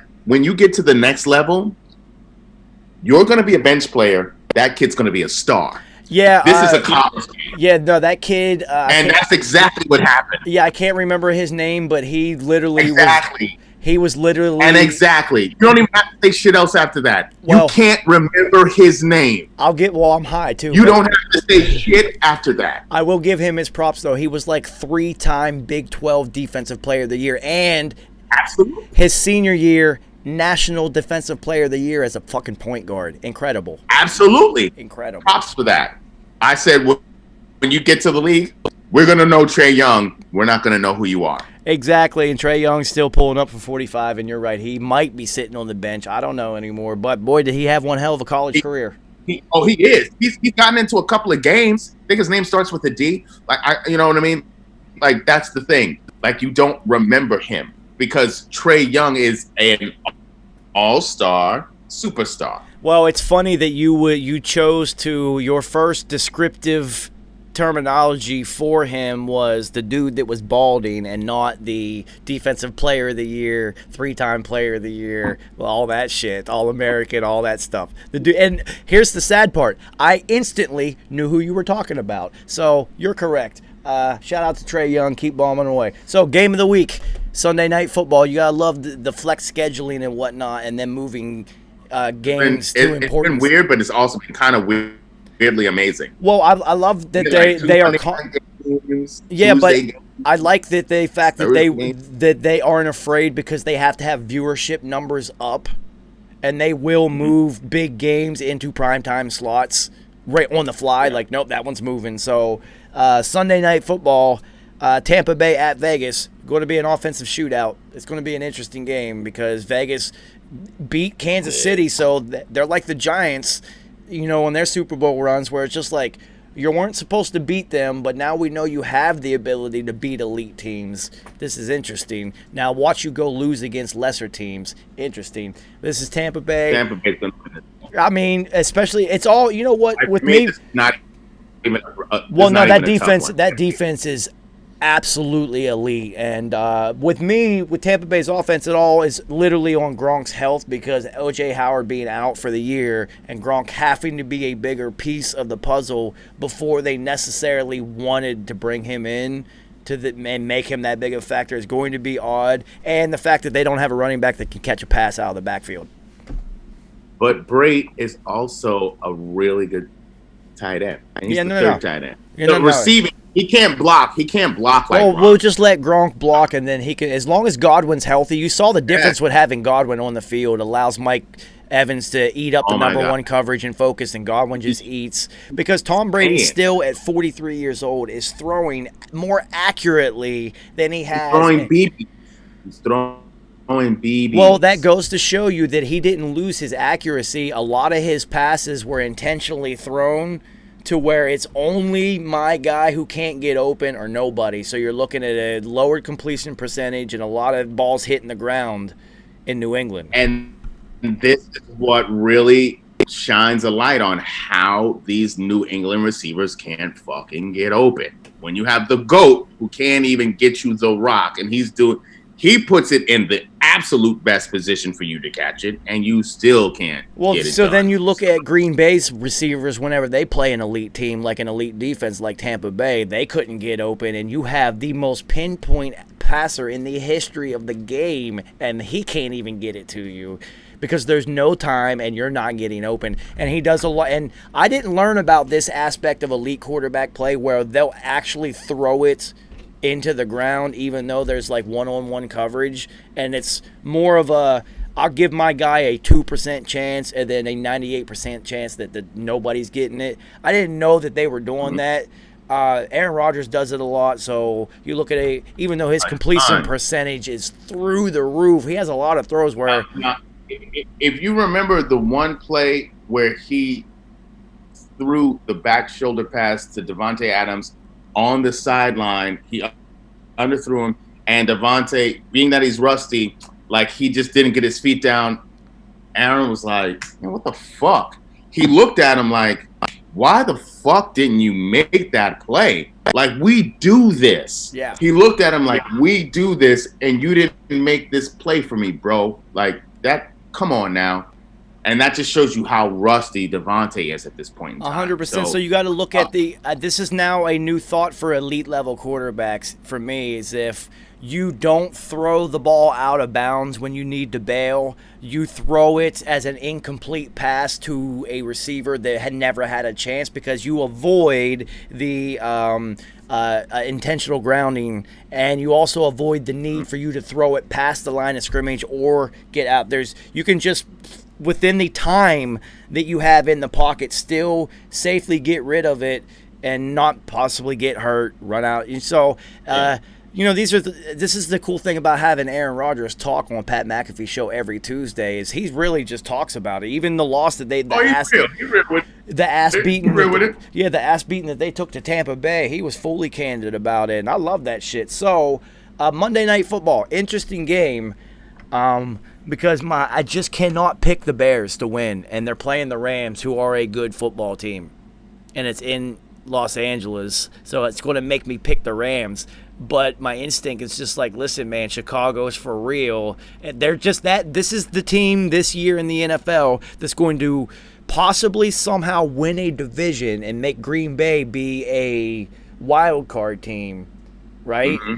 And they weren't supposed to. And then, it's like, and you're going to be like, how the fuck did they do that shit? And then they had a quarterback change. They had a running back on IR.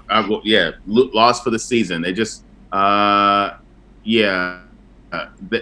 the sort of team. Those are the sort of teams that galvanize and figure fucking a way out. They have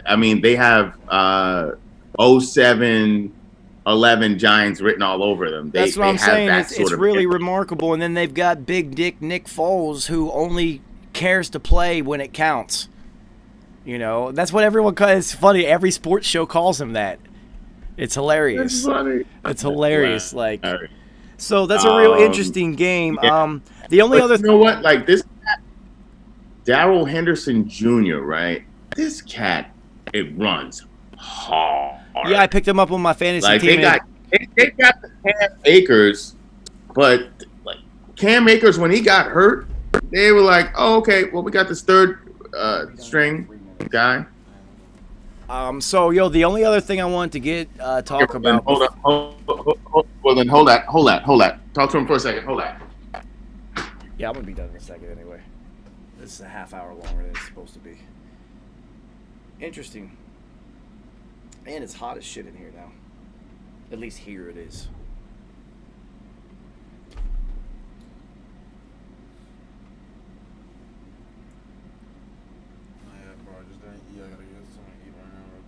Yeah, I'm about to make my food. See, I told you I'm going to have to wait till after. I have to wait till after, because this always happens when I do this. I make food, and then I get on here, and I smoke like 96 blunts with y'all, and then I don't eat, and then it's like 11 fucking o'clock before I eat. And I do this every day. It never fails. Yeah, well, I got a crazy headache, bro. I gotta be up in the morning, too. Fucking shot, I know. Word. So I mean, yeah, just make sure the door's shut if you need to bounce. And then just hit me tomorrow. 100%. I'm here. I'm not going anywhere. All my shit's still gonna be here. I'm not going anywhere. So yeah, just when you pull it shut, make sure it clicks when you lock it, because it's like a diesel lock.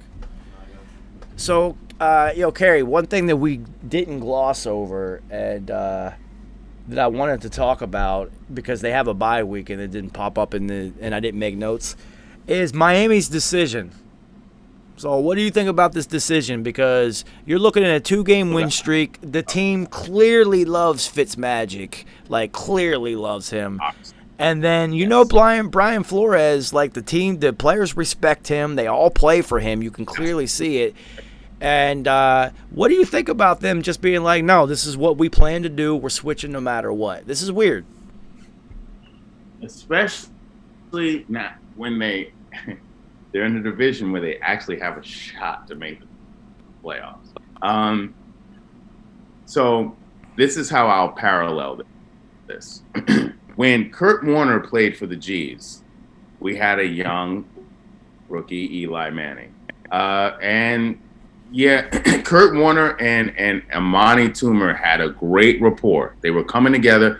Kurt Warner, yeah, he fumbled a couple times. He was turning the rock over, just like Fitzmagic. He was turning the rock over, but we were 6-2, 6-2, and then they made the switch. And so Kurt, being who Kurt is, he just supported Eli, like, hey, we sucked.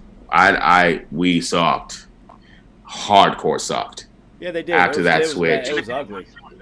Didn't make the playoffs. It was horrific. We could have actually made the playoffs and actually kind of made some noise a la what Kurt did in Arizona.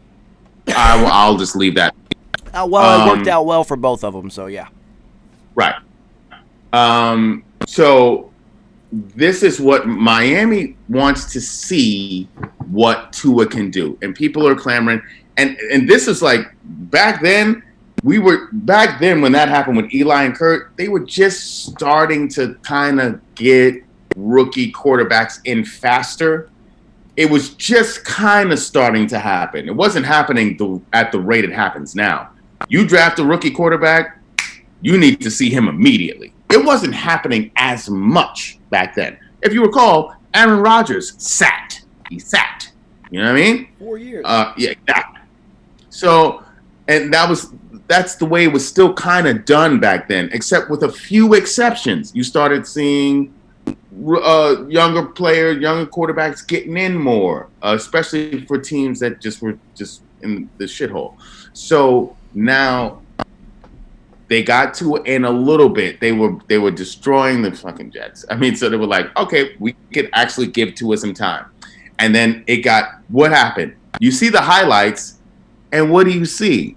You see all two plays Tua did on SportsCenter. So now people are like, oh shit, I need to see more of Tua now. Well, because and also Joe Burrow's playing. Herbert. You see Burrow, yeah, Joey Boy Band is playing. So and they're like, oh shit, he's playing really well. You seeing Herbert playing, and you're like, oh shit, well, he's doing really well. And so they're like, well, what about Tua? Tua's not playing. And Tua was picked 5th or 6th. Like, we gotta see now. So that put Burrow doing well, and then Herbert, who wasn't even supposed to play, who is playing, doing well, has now put the pressure on Miami to now whip out their future Ferrari and see what he can do. I think actually that I'm going to give Brian Flores more credit, and he's pulling a hoodie move, and this is what the hoodie would do. Clearly that Tua has shown enough in practice to give him the shot. Like, it's had to have happened. But B, I think Brian Flores knows and understands, even if Fitzmagic plays out the rest of the season, next year it's Tua's team. We know this. Guaranteed, right? So I think he's smart enough to know it doesn't even matter if we win the AFC East. It doesn't fucking matter, because we're not beating Kansas City. We're not beating Tampa Bay, Baltimore, Pittsburgh. There are like 6 teams in the NFL that are going to be relevant, that can actually have a shot, and then the playoff matchups will play a huge factor. And I think he's smart enough to know they're not one of them. So even if they win it, Fitzmagic's gone, whatever. Like, I think he's literally smart enough in the middle of a chance to win a division title to look at the bigger picture, at the chance of winning multiple division titles. And we also knew that at some point in time this year, Tua was going to play. It was just like, which week? We thought maybe week 8, maybe week 10. Well, with Dolphins wouldn't be in it. Dolphins wouldn't be in it, but Fitzy has played well enough, and the defense especially has played well enough for them to win some games. And so they're like, oh shit, they're in it, and now they're pulling the move. So that's why the move is more jarring to people than what it would have normally been, because we expected Tua to be in this year. We expected to see him this year. Well, I mean, I think Fitzmagic is the only quarterback that went, and it's happened to him about 12 times now, that when you go to replace him, you don't necessarily wait till the off week to make a change. You just do it, because he's going to have a blow-up game. Even if he's got 6 games in a row, he's going to come out and throw like 9 picks, and it's always that game that he gets replaced, and it's a permanent replacement. And that just didn't happen this year. He's playing well, and they're like, not get him out. Do you remember when Crab Legs Winston got hurt in Tampa Bay, and then Fitzmagic led the league in passing? I mean, like, so it's like this dude. But here's what makes Fitzmagic, because since he's played for so many different teams, he's played for underneath so many other quarterbacks. He brings up Carson Palmer a lot, like quarterbacks who have really like looked out for him when he was coming up in his career. And he was like, they did this for me. They took time to really mentor me and do this thing. And he brings up a lot of different quarterbacks, especially Carson Palmer. So he's going to, like, he was cheering for Tua. He's going to take this on the chin, just like Kurt Warner took it on the chin for Eli. And he's just going to root for him. He's going to be, and that's why they love him. He's done it 12 times. It's weird. Yeah, he's been on 12 different teams. So I just got to give credit to Flores to stick to what his game plan for is in long term, and not I'm riding the hot quarterback at the moment, because right. Fitzmagic is playing well, and you normally would wait until he has a blow up game to be like, all right, let's put it in. It's an easy transition, and he's just like, nah, but you got to get that guy in. Right after a W, too. Yeah, we're putting him in. He was 2 for 2 for 6 yards. He's now our starter. I saw enough. Let's go. It's incredible. Yeah. It's incredible. I don't even think there's any outside pressure. I just think this is part of the plan that they have, because clearly Flores has been competent enough down in Miami that he's going to keep his job for a couple years, no matter what happens.